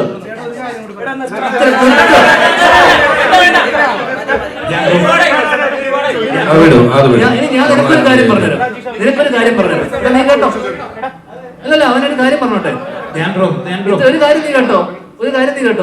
എടാ, ഒരു കാര്യം നീ കേട്ടോ? അല്ല, അവനൊരു ഒരു കാര്യം പറ. എടാ മോനെ, എടാ നീ അത് വിട്. അവനെ നിങ്ങൾ കോർണറിയല്ലേ? എടാ, എന്തുകൊണ്ടായിരിക്കും ഇത്ര സിനിമ എന്നറിയാമോ? ആൾക്കാരെ വെറുപ്പിക്കാതിരിക്കുക. വെറുപ്പിക്കുന്ന ചോദ്യങ്ങൾ ചോദിക്കുന്നത് വേണ്ടത് വെറുപ്പിക്കരുത്. ഇവിടെ വേണ്ടത് സിറ്റ് പടം ചെയ്യുക, ഇതൊന്നുമല്ല. അച്ചടക്കം, മര്യാദ, എവിടെ എന്ത് സംസാരിക്കണമെങ്കിലും വെറുപ്പിക്കാതിരിക്കുക. നീ ഇത്രയും ആൾക്കാർ പറഞ്ഞിട്ട് നീ വെറുപ്പിച്ചു, എന്നെ വെറുപ്പിച്ചു. ഇത്രയും ആൾക്കാര്, നിനക്ക് ഒരു വില ഞങ്ങളെടുത്തുണ്ടോ? ഒന്നുമില്ലല്ലോ. നീ ഇത്ര തവണ ഞാൻ മോനെ കുഴപ്പമില്ല. ഇതിനെയും അതിന്റേതായ രസത്തിൽ തന്നെ എടുത്താൽ മതി മോനെ, കുഴപ്പമില്ല. ചോദിച്ചോ. മതി. നിന്നോട് എനിക്ക് ഉത്തരം പറയാനില്ല. പ്ലീസ്. ഇത്രയും ആൾക്കാർ പറയുമ്പോൾ നീ പടത്തിന്റെ പ്രൊമോഷൻസിന്റെ കാര്യങ്ങൾക്ക് വേണ്ടി വന്നാണ്. നിർത്തടാ. ഞാൻ പറയുന്നത് അല്ലല്ല, നിങ്ങൾക്ക് കുറെ പ്രാവശ്യമേ പുറത്താക്കുന്നല്ല, മറ്റുള്ളവർക്ക് ചോദിക്കാൻ അവസരം കൊടുക്കണം. ഒന്നുമില്ല. അയ്യോ മോനെ കുഴപ്പമില്ല, ചോദിച്ചു മോനെ ചോദിച്ചു നമ്മൾ പറഞ്ഞു. അനൂപ് ക്വസ്റ്റ്യൻസ് വരുന്നു, പ്ലീസ് പ്ലീസ്. കുഴപ്പമില്ല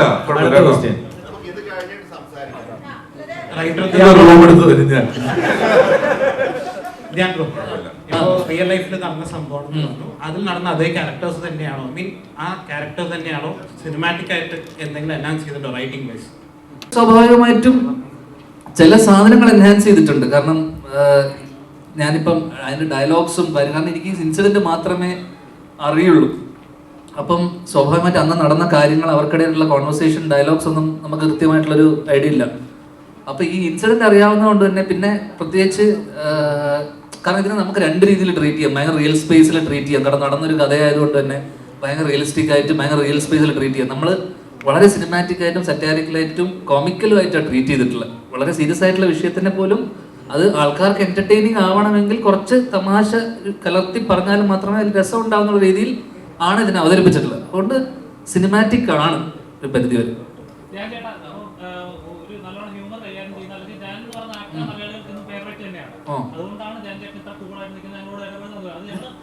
ഇവന് മാത്രം അത് മനസ്സിലാകുന്നില്ല.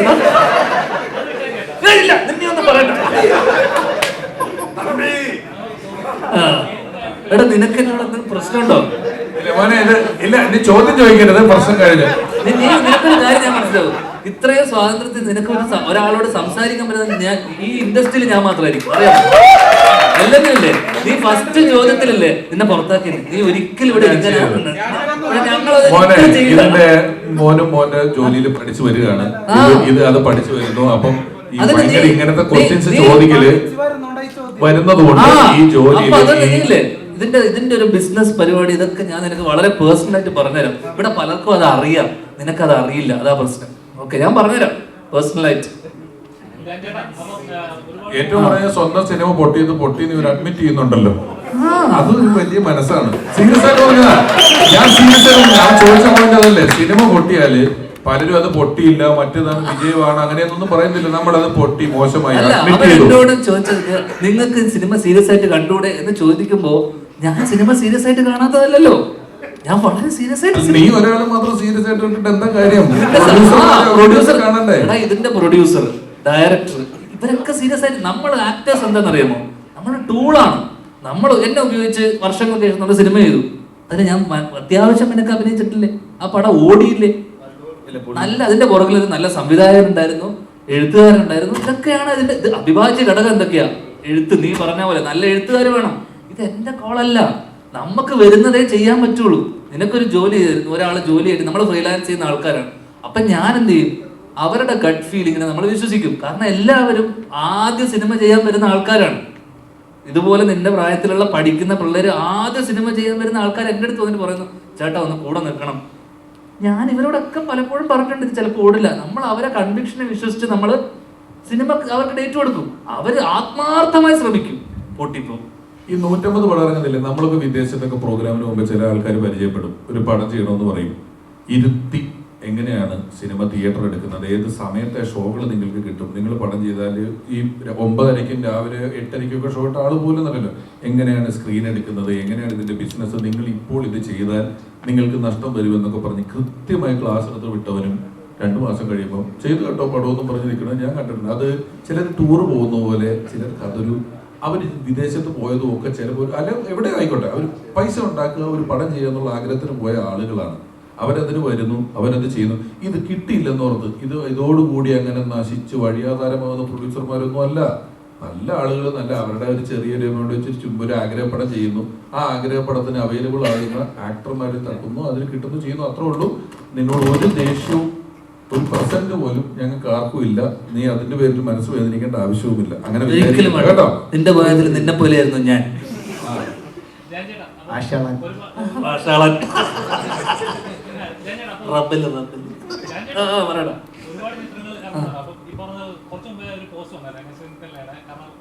കുട്ടികളുടെ ഇടയിലും യുവാക്കളുടെ ഇടയിലും വയലൻസ് ഉള്ള ചിത്രങ്ങൾ ഉപയോഗിക്കുന്ന ചിത്രങ്ങൾ കൂടി വരുന്നതുകൊണ്ട് അത് ഇൻഫ്ലുവൻസ് ചെയ്യുന്നത്.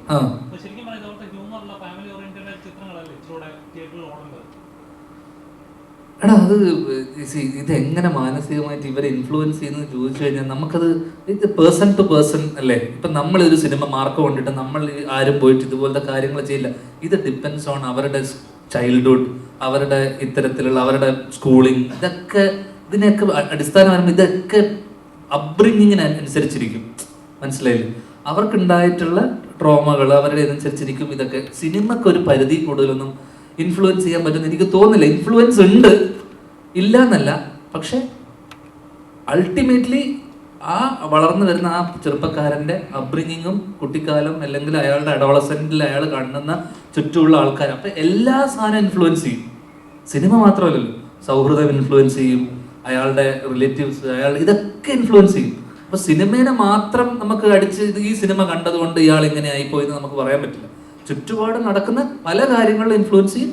സിനിമയും ചിലപ്പോൾ ഇത്രയും വയലന്റ് ആയിട്ടുള്ള സിനിമകൾ വരുന്ന സമയത്ത് അതും ഇൻഫ്ലുവൻസ് ചെയ്യാൻ സാധ്യതകളുണ്ട്. ഞാനൊരു കാര്യം പറഞ്ഞോട്ടെ. അതായത് ഒരു വലിയ കൊലപാതകം, ആ കൊലപാതകത്തിന് ശേഷം രണ്ട് വീട്ടുകാർ തമ്മിൽ വലിയ പ്രതികാരം, വർഷങ്ങളോളം പ്രതികാരം, തമ്മിൽ മിണ്ടൂല്ല എന്നൊക്കെയുള്ള കഥയാണ് ഗോഡ് ഫാദറിന്റെ യഥാർത്ഥ കഥ. എൻ്റെ ലക്ഷ്മി കൈകളിൽ കിടന്ന് പിടഞ്ഞു മരിച്ചു എന്നൊക്കെ പറയുന്നത് വെട്ടിക്കൊന്നതാണ്.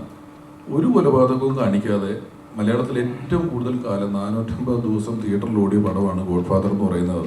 അപ്പോൾ ഒരു സിനിമ എങ്ങനെ ആളുകളിലേക്ക് എത്തിക്കണം എന്നുള്ളത് അതിൻ്റെ എഴുത്തുകാരൻ വിചാരിക്കുന്ന പോലെയാണ്. അപ്പോൾ ഞാൻ 2 പടം ചെയ്തു, ഒരു തുള്ളി ചോര ഈ 2 പടത്തിൽ കാണിച്ചിട്ടില്ല. കാണിക്കുന്നവന് കാണിക്കുകയും ചെയ്യാം. പക്ഷേ ഞാൻ ഉൾപ്പെടെ അല്ലെങ്കിൽ നമുക്ക് മുൻപേ നടന്ന ഒരു തലമുറയെ പൊളിറ്റിക്കൽ കറക്റ്റ്നെസ് എന്നുള്ളൊരു വാക്ക് പഠിപ്പിച്ചു തരികയും അത് നിറം, ശരീരം, ജാതി ഇതൊക്കെ വെച്ച് പരിഹസിക്കുന്നത് മാത്രമല്ല, മനുഷ്യനെ കൊല്ലുന്നത് പൊളിറ്റിക്കലി ഇൻകറക്റ്റ് ആണ് എന്ന് ഒരു പൊളിറ്റിക്കൽ കറക്റ്റ്നെസ്സുകാരും വാദിക്കുന്നതോ അല്ലെങ്കിൽ കൊലപാതകങ്ങൾ റീറെക്കോർഡ് ചെയ്ത് മ്യൂസിക് ഇട്ട് ഗ്ലോറിഫൈ ചെയ്യുന്നതിനെതിരെ ഒരു പൊളിറ്റിക്കൽ കറക്റ്റ്നെസ്സിൻ്റെ വാചകങ്ങളോ എവിടെയും ഞാൻ ഇതുവരെ കാണുകയോ കേൾക്കുകയോ ചെയ്തിട്ടില്ല. നമ്മൾ വളരെ പരിമിതമായ ഒരു സ്ഥലത്തിരുന്നുകൊണ്ടാണ് ഈ ഒരു മാറ്റർ എപ്പോഴും സംസാരിക്കുന്നത്. അപ്പം ഞാൻ ഈ ഇടയ്ക്ക് ക്യൂവിൽ ഇൻ്റർവ്യൂവിൽ ഞാൻ ഈ കാര്യം പറയുമ്പോൾ അതിൽ കുറേ പേര് അയ്യോ അങ്ങനെ എന്താ പറയുന്നത്, ഇതാണോ അതാണോ എന്നൊക്കെ ചോദിച്ച് കമൻറ്റ് കുറച്ച് ഞാൻ ഈ മാറ്റർ 5 മാസം മുമ്പ് സംസാരിച്ചതാണ്. അതായത് നമുക്കിപ്പോൾ സോഷ്യൽ മീഡിയയിൽ ഇതിൻ്റെ കഷ്ണങ്ങൾ വരും, സർട്ടിഫിക്കറ്റും സെൻസറിങ്ങും ഒക്കെ തിയേറ്ററിലല്ലേ ഉള്ളൂ, ഇതിൻ്റെ കഷ്ണങ്ങൾ വരുമല്ലോ.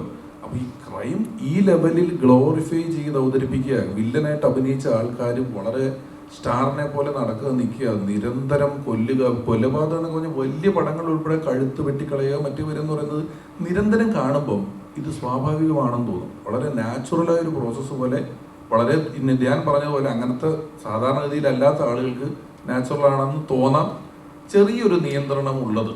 നമ്മുടെ നാട്ടിൽ കളിപ്പാട്ടങ്ങളുടെ കൂട്ടത്തിൽ തോക്ക് വെക്കുന്ന നാടായത്. കാറും ബിപിയും ഡോളും അതിൻ്റെ ഇപ്പുറത്ത് തോക്കുമുണ്ട്. ഇത് മേടിച്ച് പിള്ളേർ പരസ്പരം വെടിവെച്ച് കളിക്കുന്നുണ്ട്. കളിപ്പാട്ടത്തിൽ വരെ തോക്കുണ്ട്. അങ്ങനത്തെ ഒരു നാടായത്. അപ്പോൾ ഒരു കൺട്രോൾ ഉണ്ടെങ്കിൽ നല്ലതാണ് എന്ന് തോന്നുന്നു.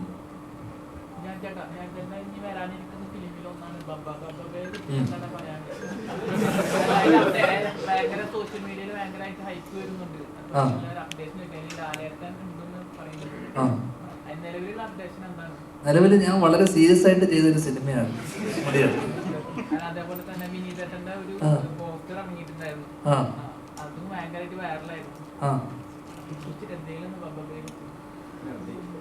അപ്ഡേറ്റ് ഒന്നുമില്ലടാ. ഇപ്പൊ എനിക്ക് നിങ്ങളെ വിളിച്ചു വരുന്നേക്ക് ഇവിടെ പ്രൊമോഷൻ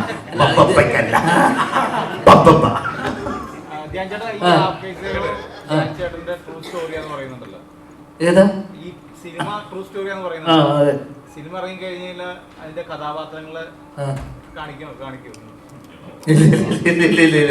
ഒരിക്കലും കാണിക്കാൻ പറ്റത്തില്ല. മഞ്ഞുമൽ ബോയ്സ് ഒക്കെ കണ്ട പോലെ ഒരു വീരസാഹസിക കൃത്യമൊന്നും അല്ല ഇവരുടെ കൂട്ടുകാര് ചെയ്തേക്കുന്നത്. അത്യാവശ്യം ട്രെയിലർ കണ്ടാലുള്ള സംഭവങ്ങൾ ചെറുങ്ങനെ മനസ്സിലായി കാണുമല്ലോ. അത്ര വീരസാഹസികതകളില്ല. അവന്മാര് ചിലപ്പോ പഞ്ചായത്ത് വിട്ട് പോവാൻ സാധ്യതയുണ്ട്. ഇവൻ അവരോട് പറഞ്ഞിട്ടില്ല നിങ്ങളുടെ കഥ എന്നുള്ളത്. അവര് ഫ്രഷ് ആയിട്ട് വന്ന് കാണുമ്പോൾ ഇത് ഇവന്റെ എന്ന് അറിഞ്ഞാൽ അവൻ പഞ്ചായത്ത് വിട്ട് പോകും. അതുപോലത്തെ കഥയാണ്.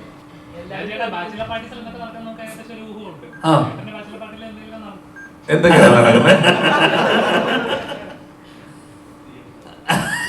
അല്ലല്ല, എനിക്കങ്ങനെ ഒരു ബാച്ചിലർ പാർട്ടി ഇല്ലായിരുന്നു. കാരണം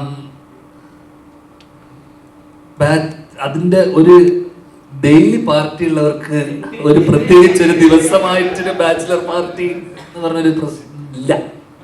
അപ്പം ഞാൻ കല്യാണ തലേന്ന്, ഞാൻ ഈ കഥ പറഞ്ഞിട്ടുണ്ട് പലപ്പോഴായിട്ട്. ഞാൻ കല്യാണ തലേന്ന് രാത്രി ഒരു 9-10 മണി, പിറ്റേ ദിവസം രാവിലെ എൻ്റെ കല്യാണമാണ് 9 മണിക്ക് കണ്ണൂർ. അപ്പം ഞാൻ നേരത്തെ ഇതുപോലെ സാമൂഹിക പ്രതിബദ്ധത ഇല്ലാത്തതുകൊണ്ട് ഞാൻ അളിയനുണ്ടായിരുന്നല്ലേ, ഞാൻ ബാത്റൂമിൽ നിന്ന് ചീട്ട് കളിച്ചോണ്ടിരിക്കുകയാണ്. അല്ല അളിയനുണ്ടായിരുന്നു അന്ന്. ചീട്ട് കളിക്കുന്നു. പിറ്റേ ദിവസം രാവിലെ ഞാൻ എറണാകുളത്താണ്. 10:30 മണിക്ക് രാവിലെ എൻ്റെ കല്യാണം. രാത്രി 9-9:30 വരെ ഞാൻ എറണാകുളത്ത് ബാത്റൂമിൽ നിന്ന് മത്സരിച്ച് ചീട്ട് കളിയാണ്. അങ്ങനെ ആരോ വന്നിട്ട് എന്നോട് ചോദിച്ചു പോണ്ടേന്ന് ചോദിച്ചു. അപ്പൊ രാവിലത്തേക്ക് ഷർട്ട് എടുക്കണം, മുണ്ട് വാങ്ങണം, ഒന്നുമില്ല എൻ്റെ കയ്യിൽ. അങ്ങനെ രാവിലെ അപ്പൊ എന്നെ ആരും വിളിക്കുന്നുമില്ല. ആര് കല്യാണത്തിന് ആരും നീ വരുന്നില്ലേന്ന് പോലും ആരും വിളിക്കുന്നില്ല. പലരുടെയും വിചാരം അച്ഛൻ വിളിച്ചില്ല, അമ്മ വിളിച്ചില്ല, ആരും വിളിക്കുന്നില്ല. ഞാൻ വിളിച്ചാ പിന്നെ എന്തിനാ പോണേ അങ്ങോട്ട്. ഷൂട്ട് മാറ്റി വെച്ചു. അങ്ങനെ രാത്രി ഒരു 9:30-10 മണിയായപ്പോഴാണ് ഈ മത്സരത്തിനിടയിൽ എന്നോട് ആരോ മാമൻ വിളിച്ചെന്നെ. അരവിന്ദിന്റെ അതിഥികളൊക്കെ ചെയ്ത ജാതിജാതൊക്കെ ചെയ്ത മാമൻ വിളിച്ചിട്ട് പറഞ്ഞു നീ വരുന്നില്ലേന്ന് ചോദിച്ച്. അങ്ങനെ ഹോട്ടലിലുണ്ടോന്ന് ചോദിച്ചു. അപ്പൊ ഞാൻ പറഞ്ഞു ഇല്ല, ഞാൻ എറണാകുളത്താന്ന് പറഞ്ഞു. അങ്ങനെ ആ 10-10:30-11 മണിക്ക് ഞാൻ പുറപ്പെട്ട് ഏകദേശം 4-4:30 മണി വരെ, 4-5 മണിയൊക്കെ ആയപ്പോഴാണ് എത്തിയത്.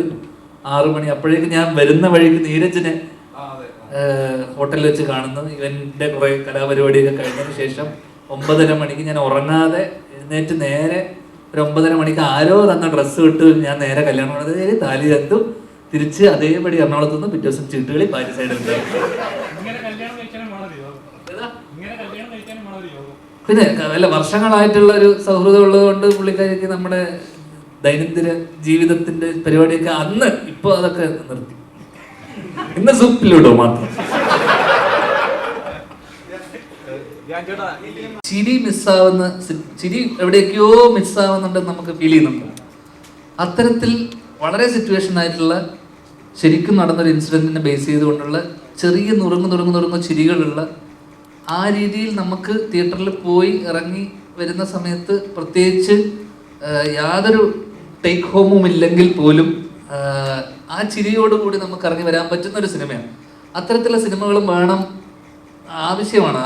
കാരണം കറക്റ്റായിട്ട് ലാസ്റ്റിൽ അതിജാതകം വരുന്നു, പിന്നെ ബ്രൊമാൻസ് വരുന്നു, ചിരി നമ്മളെവിടെയൊക്കെയോ മിസ്സായ സാധനങ്ങളാണ്. അപ്പോൾ ആ തരത്തിൽ എനിക്ക് തോന്നുന്നു ആ രീതിയിൽ ആ കേസ് ഹോനൊരു സിഗ്നിഫിക്കൻസ് ഉണ്ട് ഇൻ കേസ് ഓഫ് നല്ല ഗുഡ് ഹ്യൂമർ എന്നുള്ള രീതിയിൽ. അതല്ലേ നല്ലൊരു ഫിലിമാണ്, ഒരുപാട് ചിരിക്കാനുള്ള ഒരു എലമെന്റ്സ് ഉണ്ട്, എനിക്ക് ഇഷ്ടപ്പെട്ട ഫിലിമാണ്. അപ്പം പക്ഷേ സോഷ്യൽ മീഡിയയിൽ ഒരു സ്റ്റേജ് കഴിഞ്ഞപ്പോഴേക്കും അവർ പറഞ്ഞാൽ ഇത് 30 വയസ്സ് കഴിഞ്ഞവരെ കളിയാക്കുന്ന പോലെ ഫീൽ ചെയ്തു. ഞങ്ങളിങ്ങനെ സിനിമയെ കാണാതെ പേഴ്സണൽ ആയിട്ട് എടുക്കുന്ന ഒരു സ്റ്റേജ് ഉണ്ടല്ലോ, അത് വളരെ സൊസൈറ്റി എഫക്ട് ചെയ്യുന്നുണ്ടോ? അല്ല, സിനിമ ഇപ്പൊ കുറെ കാലങ്ങളായിട്ട് സിനിമ എല്ലാവർക്കും വളരെ പേഴ്സണലാണ്. ഇപ്പൊ ഇവനൊക്കെ ഭയങ്കര പേഴ്സണലായിട്ട് എടുക്കുന്നില്ലേ പല കാര്യങ്ങളും. അപ്പൊ അതൊക്കെ ഒന്ന് അവരുടെയൊക്കെ തോളത്താണ് സിനിമ, അവരുടെ റെസ്പോൺസിബിലിറ്റി. കാരണം ഒരു കോമൺ മാൻ റെസ്പോൺസ്, ഇത് എന്റർടൈൻമെന്റിന് മാറിയിട്ട് വേറെ രീതിയിൽ വളരെ ക്രിട്ടിക്കലായിട്ടും ഇപ്പം എനിക്കില്ലാത്ത പ്രശ്നവും ഇവിടെ ഇല്ലാത്ത പലർക്കുള്ള പ്രശ്നം നിങ്ങൾക്കുണ്ടാവും. എൻ്റെ കരിയറിനെ ആലോചിച്ച്, എൻ്റെ ജീവിതത്തെ ആലോചിച്ച്, എൻ്റെ ഇതിന് പ്രതിസന്ധി, മലയാള സിനിമയുടെ പ്രതിസന്ധി ഒക്കെ അവൻ്റെ തോളിലാണ്. ഒക്കെ അവർക്ക് പേഴ്സണലാണ്, മനസ്സിലായില്ലേ?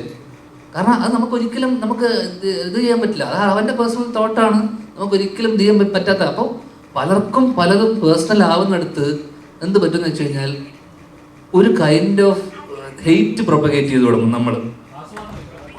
അപ്പൊ ഈ ഹെയ്റ്റ് എന്ന് പറയുന്ന സാധനം, ഞാൻ ഇവനെ ഒന്നും ചെയ്തിട്ടില്ല, പക്ഷെ അവൻ എന്നോട് വെറുപ്പുണ്ട്, ഞാൻ ഇവൻ എന്ത് ചെയ്തു,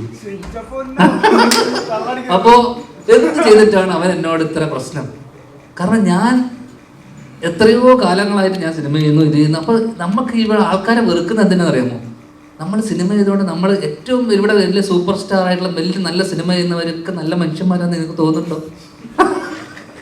ഒരിക്കലല്ലായിരിക്കും ചിലപ്പോ അത് ഓടാത്ത പല പൊട്ടിയ സിനിമ ചെയ്യുന്ന ഞാനോ നല്ല മനുഷ്യനല്ലടാ. അത് ഈ ജഡ്ജ് ചെയ്യുന്നതും ആസ്വദിക്കുന്നതായിട്ട് വലിയ വ്യത്യാസമുണ്ട്. വിദേശത്തൊക്കെ ഒരു ബ്രേക്ക്ഫാസ്റ്റ് കൊണ്ട് തന്നാൽ എൻജോയ് യുവർ ബ്രേക്ക്ഫാസ്റ്റ് പറഞ്ഞാൽ നമ്മൾ എൻജോയ് ചെയ്യാനാണ് പറയുന്നത്. ഇവിടെ നമ്മൾ എല്ലാ സാധനവും വളരെ ജഡ്ജ് ചെയ്യുകയാണ്. അപ്പോൾ ഇപ്പം ഞങ്ങളുടെ ഇൻ്റർവ്യൂ, ഞങ്ങളെല്ലാവരും ഈ പടത്തിൻ്റെ പ്രൊമോഷൻ ഇൻ്റർവ്യൂ ചെയ്തല്ലോ. ഞങ്ങൾ 4-5 സുഹൃത്തുക്കളാണ്. ഞങ്ങൾ അങ്ങോട്ടും ഇങ്ങോട്ടൊക്കെ പറയുന്നത്. ഞാൻ ഇതിൻ്റെ ചില ഇൻ്റർവ്യൂ ഒക്കെ ലിങ്ക് കിട്ടി ഇങ്ങനെ കമൻറ്റൊക്കെ വായിച്ചു നോക്കുമ്പോൾ ചില ആൾക്കാർ ഈ ധ്യാൻ അത് പറഞ്ഞത് പിഷാരടിക്ക് ഇഷ്ടപ്പെട്ടില്ല, മറ്റവൻ ഇവൻ്റെ ഈ സമയം എത്രയും അജു വർഗീസ് അങ്ങോട്ട് നോക്കിയിരുന്നത് നിങ്ങളിൽ എത്ര പേർ ശ്രദ്ധിച്ചു. ഇതൊന്നുമില്ല. ഇതൊക്കെ ഇവർ പേഴ്സണലായി എടുത്ത് ഞങ്ങളുടെ ഓരോരുത്തരുടെയും ആ സമയത്തെ മാനസിക നില എന്തായിരുന്നു, ഞങ്ങൾ ഇങ്ങനെ ഒരു വിദ്വേഷം മനസ്സിൽ വെച്ചിട്ടായിരിക്കും ഇത് ചെയ്തതെന്നൊക്കെ ഓവർ തിങ്ക് ചെയ്ത് കഥകൾ മെനഞ്ഞ് കമൻറ്റുകൾ ഇട്ടുകൊണ്ടിരിക്കുകയാണ് പലതരത്തിൽ. അവിടെ ഇതിനെ എന്ത് രസമായിട്ട് കണ്ട് ചിരിച്ച് മറക്കാവുന്ന ഒരു കാര്യമാണ്. ഇതൊരു ഇൻ്റർവ്യൂ അല്ല, അതൊരു ഇനം ഞങ്ങൾ പ്രസൻറ്റ് ചെയ്തൊന്നുമല്ലോ. ഞാൻ ഇന്നലെ ധ്യാനെ വിളിച്ചു പറഞ്ഞു, ഞാൻ നമ്മുടെ പ്രോഗ്രാം കണ്ടിട്ട് നല്ലതാന്ന് പറയുന്ന ആൾക്കാരുണ്ട്, TV ഷോ കണ്ടിട്ടുണ്ട്, സിനിമ കണ്ടിട്ട് പറയുന്നുണ്ട്, ഇന്റർവ്യൂ കണ്ടിരുന്നു നന്നായിരുന്നു എന്നൊക്കെ ചിലർ പറഞ്ഞു. അതൊരു ഐറ്റം പോലെയായി, ഒരു ഐറ്റം നമ്മൾ ചെയ്ത പോലെ. അറിഞ്ഞില്ല, എനിക്കിതറിയില്ലല്ലോ. ഞാൻ ഇടക്കാലത്ത് ഈ ക്യാപ്ഷൻ ഇടുമല്ലോ, ഞാൻ നല്ല ക്യാപ്ഷനുകൾ ഇടുമായിരുന്നു. ഒരു ദിവസം ഞാൻ നോക്കിയപ്പോഴേ, ചേട്ടാ ഇന്നത്തെ ക്യാപ്ഷൻ ഏറ്റില്ലെന്നൊരു കമന്റ്. ഇത് ഞാൻ വെറുതെ ഫോട്ടോ എടുത്ത ഒരു ക്യാപ്ഷൻ അതെനിക്ക് പെട്ടെന്ന് കിട്ടല്ലേ. ഒരു ദിവസം മുഴുവൻ നിന്റെ ക്യാപ്ഷൻ ഇടണം, എനിക്കൊരു 10 വയസ്സ് പ്രണയമില്ലാത്ത കാര്യം എനിക്കറിയാലോ, നല്ല ക്യാപ്ഷൻ. ദേഷ്യം വേണ്ട, ചിരിക്കുന്നെങ്കിൽ ഒരു ചിരി വന്നിട്ട് കഴിയുമ്പം ഇന്നത്തെ ക്യാപ്ഷൻ അത്ര ഏറ്റില്ലെന്നൊരു കമന്റ് ഒന്നും പറ്റി. ഇതൊക്കെ ജഡ്ജ് ചെയ്യാണ്. ഇതവൻ റിവ്യൂ പറയാൻ തുടങ്ങി എന്റെ ക്യാപ്ഷന്. ഇതിന്റെയൊക്കെ റിവ്യൂ പറയേണ്ട വല്ല കാര്യമുണ്ടോ? അതുകൊണ്ട് ഒരു പ്രശ്നം ഉണ്ടാവും. നമ്മൾ പിറ്റേ ദിവസം ശ്രദ്ധിക്കും ക്യാപ്ഷൻ ഇടുന്ന സമയത്ത്. ഞാൻ നിർത്തി. എനിക്ക് ഞാൻ ഫോട്ടോ എടുക്കും. പക്ഷെ എനിക്ക് നിർത്താൻ പറ്റണില്ല. എനിക്ക് എന്റെ പ്രശ്നം അറിയാമോ, ഈ ഇന്റർവ്യൂ രസമില്ല, ഇത് ചിരിക്കാനൊന്നും ഇല്ലെന്നോ, എനിക്ക് ടെൻഷനാണ്. പിന്നെ പിറ്റത്തെ നന്നാക്കണല്ലോ. അത് നന്നാക്കാം. പക്ഷെ നിങ്ങൾ ഇനി ജീവ എന്തായാലും സംസാരിച്ചില്ലെങ്കിൽ ജീവ റെസ്റ്റ്ലെസ് ആയി തുടങ്ങി. ഞാൻ ഈ കാര്യം പറഞ്ഞപ്പോ ഇവര് ശാരദ ചേട്ടൻ, അജു ചേട്ടൻ, ധ്യാൻ ചേട്ടൻ ഇവരെ കുറെ നാളുകളായിട്ടുള്ള സുഹൃത്തുക്കളാണ്, നിങ്ങൾക്ക് എല്ലാവർക്കും അറിയാലോ. അപ്പൊ ഇവരുടെ ഇടയ്ക്ക് ആ ഇന്റർവ്യൂവിന്റെ അകത്ത് ഞാനും പോയി പെട്ടു. അപ്പൊ ഞാനും ഇതിന്റെ ഇടയ്ക്ക് ഗ്യാപ്പ് കിട്ടുമ്പോൾ എന്തെങ്കിലും പറയാ, ഇവരുടെ ചിരി കണ്ട് ആസ്വദിക്കാന്ന് പറഞ്ഞപ്പോ എനിക്കും കിട്ടി. ഇവൻ അറ്റൻഷൻ പിടിച്ചു പറ്റാൻ നോക്കുവാന്ന്. അപ്പൊ ഞാൻ പിന്നെ നിങ്ങൾ സംസാരിച്ചോട്ടെ, എനിക്ക് അത്ര അങ്ങനെ തോന്നിയോണ്ടാ നിന്നോട് മൈക്ക് തരാൻ ഞാൻ പറഞ്ഞത്. അല്ല, ഓരോ കാര്യം ഒരു ആവശ്യമില്ലാതെ ജഡ്ജ് ചെയ്യുന്ന ഉണ്ട്. വളരെ നേരത്തെ ചേട്ടൻ പറഞ്ഞ പോലെ വളരെ രസകരമായിട്ട് കണ്ട് കൊള്ളാലോ എന്ന് പറഞ്ഞ് ഒഴിവാക്കാൻ പറ്റുന്ന സാധനങ്ങളൊക്കെ ഈ പറഞ്ഞ പോലെ വല്ലാണ്ട് ചിന്തിച്ച് കാട് കയറുന്നുണ്ട്. പിന്നെ തമാശ പറഞ്ഞു കഴിഞ്ഞാൽ അത് കളിയാക്കലാണോ എന്ന് തോന്നും. ഈ പറഞ്ഞ പോലെ വയലൻസ് കുറച്ച് അധികമാണ് കഴിഞ്ഞാൽ അത് ആൾക്കാരെ എത്ര ആൾക്കാർ സിനിമ കണ്ട് നന്നായി പുറത്ത് പോയി ജോലി ചെയ്ത് കുടുംബം നോക്കാന്ന് പറഞ്ഞ് പോയിട്ടുണ്ടെന്ന് എത്ര ആൾക്കാരങ്ങനെ ചെയ്തിട്ടുണ്ടാകും. പക്ഷെ ആരും അതിനെപ്പറ്റി പറയുന്നില്ല. എല്ലാവർക്കും ഒരു കാര്യത്തിന്റെ മോശം കാര്യങ്ങൾ പൊക്കിപ്പിടിച്ച് ഇത് കൊള്ളത്തില്ല, അത് ഇങ്ങനെ ചെയ്യാൻ പാടില്ലായിരുന്നു. നല്ല ഗുണങ്ങൾ ഒരുപാടുണ്ട്, അതിനെപ്പറ്റി ആരും സംസാരിക്കുന്നില്ല. പിന്നെ നല്ലത് വിശ്വസിക്കാതെയുമായി. അതായത് ഞാൻ ഒരിക്കൽ പറഞ്ഞല്ലോ, അതായത് ഒരുത്തം പോയി ഒരു 10 പേരെ ഇടിച്ചിടുന്നത് വിശ്വസിക്കുന്ന അത്ര പോലും ഒരുത്തം പോയി 10 പേർ കൂടെ മേടിച്ചു കൊടുക്കുന്ന സിനിമയെ വിശ്വസിക്കുകയല്ല. ഇല്ല, അവനെ നന്മ മരുന്നൊക്കെ വിളിച്ച് അവന്റെ ചാറെടുത്തിട്ട് അവനെ പരിപിളകി കളയും. അതെ, ചെയ്യാൻ പറ്റത്തില്ല. ആരോടെങ്കിലും നന്നായിട്ട് പറഞ്ഞാൽ കേറോളിയായി. അങ്ങനെ ഇപ്പൊ ഓളികളുടെ കാലവും ഉണ്ട്, അത് നമ്മൾ മനസ്സിലാക്കണം. അപ്പൊ എന്തിനേയും കുറ്റം പറയാൻ ഈസിയാ. പക്ഷെ അതിൽ നിന്ന് എന്തെങ്കിലും ഒരു കാര്യത്തിൽ ഒരു നല്ലതുണ്ടെങ്കിൽ ഇത് കൊള്ളായിരുന്നു കേട്ടോ, അങ്ങനെ പറയുന്നിടത്താണ് ഇപ്പം കുറച്ചുകൂടെ റിലവൻസ് ഉള്ളതെന്ന് എനിക്ക് തോന്നുന്നു. പിന്നെ എല്ലാവരും പറയുന്ന ഇവരോട് ചോദിച്ചല്ലോ സിനിമാറ്റിക് ആയിട്ടാണോ ഈ കഥ പറഞ്ഞെന്നുള്ളത്. ശരിക്കും നമ്മുടെ ജീവിതത്തിൽ നടന്ന പല കാര്യവും നമുക്ക് സിനിമയായിട്ട് കാണിക്കാൻ പറ്റില്ല. ഇപ്പം ഈ അടുത്ത് വളരെ നമ്മളെല്ലാം ഞെട്ടിപ്പോയ ഒരു കൊലപാതകം, ഒരാൾ 4-5 പേരെ കൊന്നു. സിനിമയിൽ ഇയാള് കാരണമായി പറഞ്ഞ ഒന്നും സിനിമയ്ക്ക് റീസൺ അല്ല. സിനിമയിൽ ഒരു ക്യാരക്ടർ അങ്ങനെ പോയി കൊന്ന ആൾക്കാർ കൂവും, അയ്യേ ഇതെന്ത് ഇങ്ങനത്തെ ഒരു കാര്യത്തിന് ഒരാൾ പോയി കൊല്ലുമെന്നൊക്കെ ചോദിക്കും. ലോജിക്ക് നോക്കും. അന്നേരം സമൂഹത്തിൽ നടക്കുന്ന അത്രയും സത്യത്തിൽ ഇപ്പം സിനിമാറ്റിക്കായിട്ട് ചിന്തിക്കാൻ പറ്റില്ല.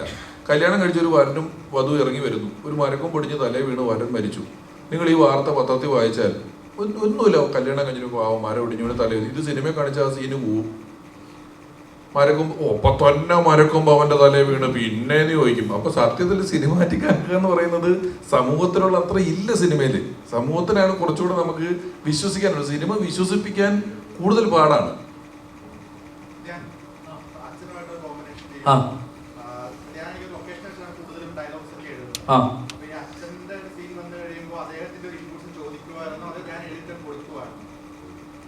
അന്നത്തെ ദിവസം നമ്മൾ എഴുതിയിട്ട് പുള്ളിയുടെ അടുത്ത് നമ്മളൊന്ന് ഡിസ്കസ് ചെയ്തു.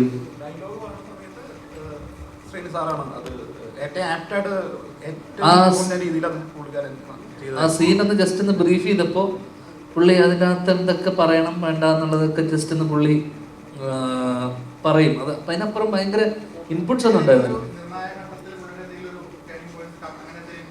അല്ല, അങ്ങനെ ഭയങ്കര നിർണായക ഘട്ടമൊന്നും ഈ സിനിമയിൽ അത്തരത്തിലുള്ള വലിയ ഘട്ടങ്ങളൊന്നും ഇല്ല.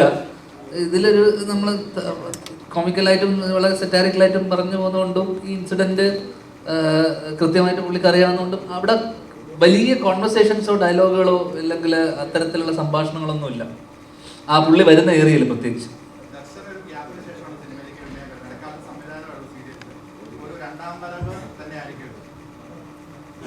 അത് നിങ്ങളല്ലേ പറയേണ്ടത്, വരവാണോ പോക്കാണോ എന്നുള്ളത്. ആ, എനിക്ക് വളരെ ഇഷ്ടപ്പെട്ട, ഭയങ്കര എന്താ പറയുന്ന, ഭയങ്കര ഫ്രീ ആയിട്ട് ചെയ്യാൻ പറ്റി. അത് ഡയറക്ടറിനെയും ധ്യാനിനെയും തന്നെയാണ് ഫുൾ ക്രെഡിറ്റ് പോകുന്നത്.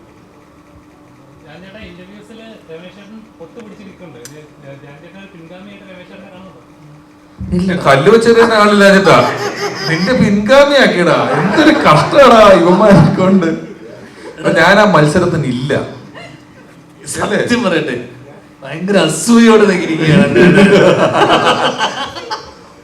ഞാൻ ഈ മത്സരത്തിന് ഇതിത്തരം ഒരു മത്സരമാണ്, ഒരു മത്സരമായിട്ടല്ല ഞാൻ വന്നത്. പ്രമോഷൻ പറഞ്ഞ് വന്നു കഴിഞ്ഞപ്പോഴേ ഇത് മത്സരമാക്കി ചിലർ.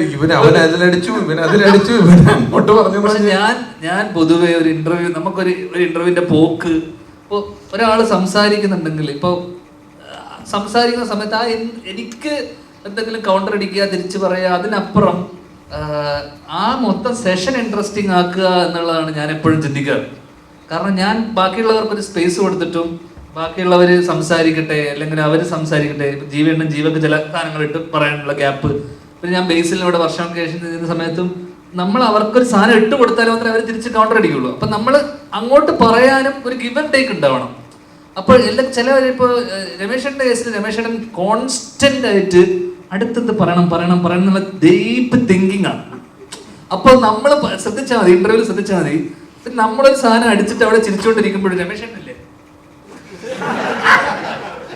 ഇപ്പൊ ഒരെണ്ണം അടിച്ച് ഇനി ഇതിന്റെ മുകളിൽ അടിക്കണല്ലോ.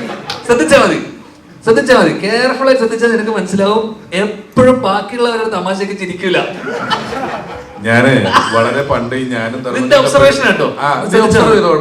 ധർമ്മനും ഒക്കെ പരിപാടി ചെയ്യുന്ന സമയത്ത് തന്നെ ബ്ലഫ് മാസ്റ്റേഴ്സ് ഒക്കെ തന്നെ ഞങ്ങൾ അങ്ങനെ അത്ര ചിരിക്കാതെ വളരെ സീരിയസ് ആയിട്ട് നർമ്മം പറഞ്ഞിട്ടുള്ള ആൾക്കാരാണ്.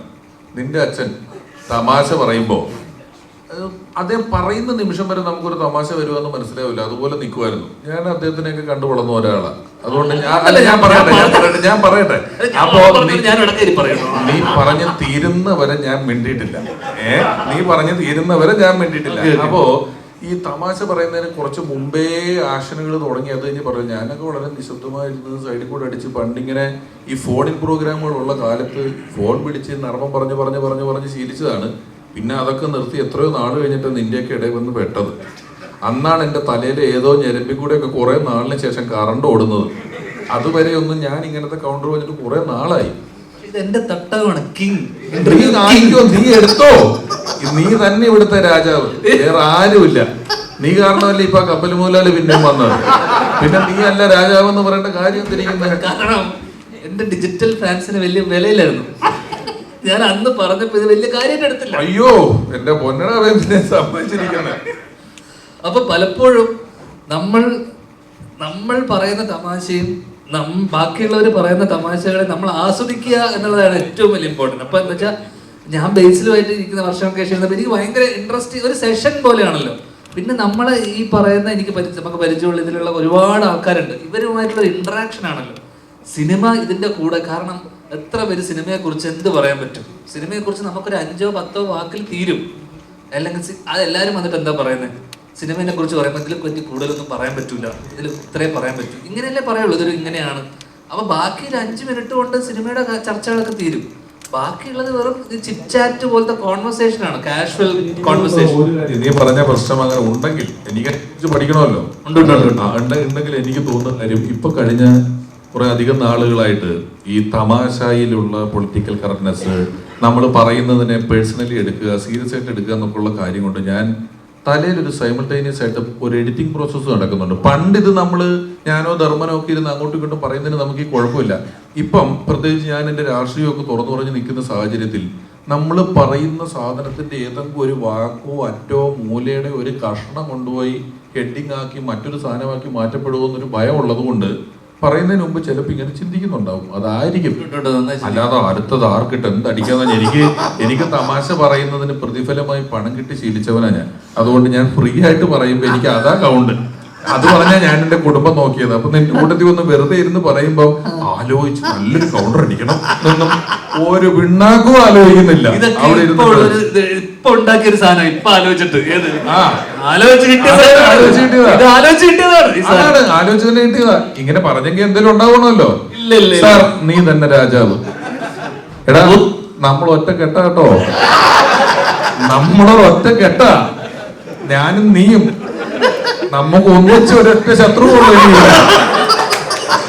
ഈ കള്ളപ്പണം വെളുപ്പിക്കുന്നവരുമായിട്ടുള്ള കൂട്ട് നമ്മൾ എന്നോട് അവസാനിപ്പിക്കുകയാണ്. ഇത് നമുക്കിതില്ല, ഞാനില്ല. ഈ സാമൂഹിക പ്രതിബദ്ധത ഇല്ലാത്തവരുടെ കൂട്ടത്തിൽ നിന്നും എന്നെ രക്ഷിക്കൂ. വരൂ നമുക്ക് പോയി എന്തെങ്കിലും സാമൂഹിക പ്രതിബദ്ധതയോടെ എന്തെങ്കിലും ചെയ്യാം. നമുക്ക് കാണ ക്ലീനാക്കാൻ പോവാം. വരുന്നുണ്ടോ? പണ്ട് NSSന്റെ കാണ ക്ലീനാക്കിയിട്ടുള്ള നമുക്ക് ഇപ്പൊ പോയി ചെയ്യാം. റെഡിയാണ്? ആരെങ്കിലും വരുന്നുണ്ടോ കാണ ക്ലീനാക്കാൻ?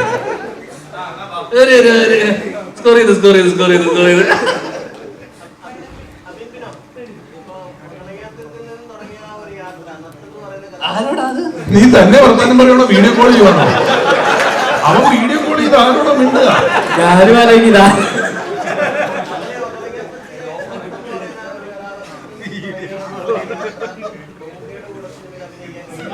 മോനെ ഇത് നീ പറഞ്ഞാൽ മതിയോ? ഞങ്ങള് കേക്കണ്ടേ? ആരെങ്കിലും അവനൊരു മൈക്ക് കൊടുക്കുമോ?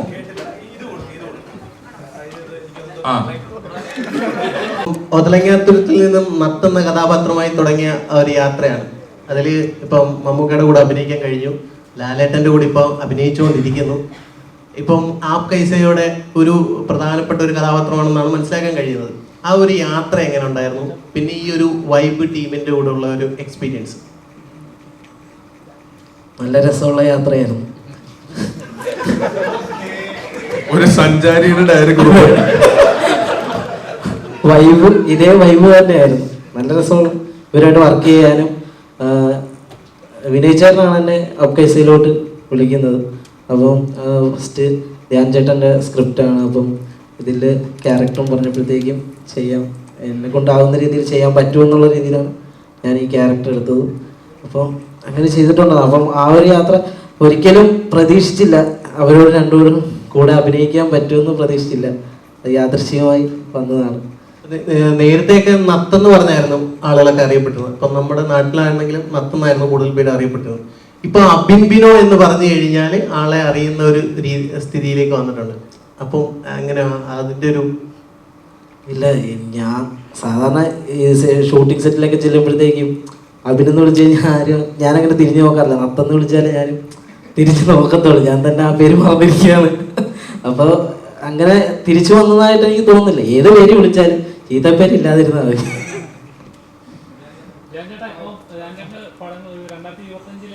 പടങ്ങളൊക്കെ അഭിനയിക്കാനുള്ള പടങ്ങളൊക്കെ തീർന്നുകൊണ്ടിരിക്കുകയാണ്. ഈ ഡയറക്ഷനിലോട്ട് കയറുന്നു. ഇപ്പൊ റൈറ്റിംഗിൽ ഒരു പടമൊക്കെ ഇറങ്ങാൻ പോകുന്നു. അടുത്ത പ്രോജക്ട് ഏതാണ്? ഡയറക്ഷൻ തന്നെയല്ലേ?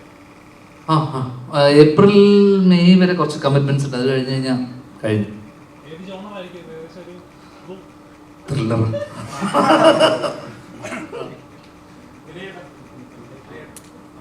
ഒരുപാട് ഹാസ്യ പടങ്ങൾ വർക്ക് ചെയ്തിട്ടുള്ള ആളാണ്. അപ്പൊ അതുകൊണ്ട് തന്നെ നന്നായിട്ട് ഹാസ്യ വർക്കാവുന്ന ആൾക്കാരാണ്. അതുപോലെ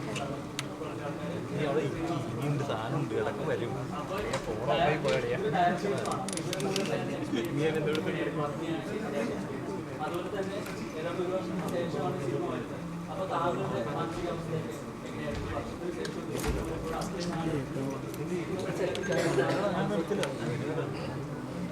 14 വർഷമായിട്ട് അസിസ്റ്റന്റ് ക്ലീറ്റസ് തുടങ്ങി ഞാൻ അസിസ്റ്റന്റ് ആയിട്ട് നിൽക്കുന്നതാണ്. അപ്പൊ അടികപ്പിയ തുടങ്ങി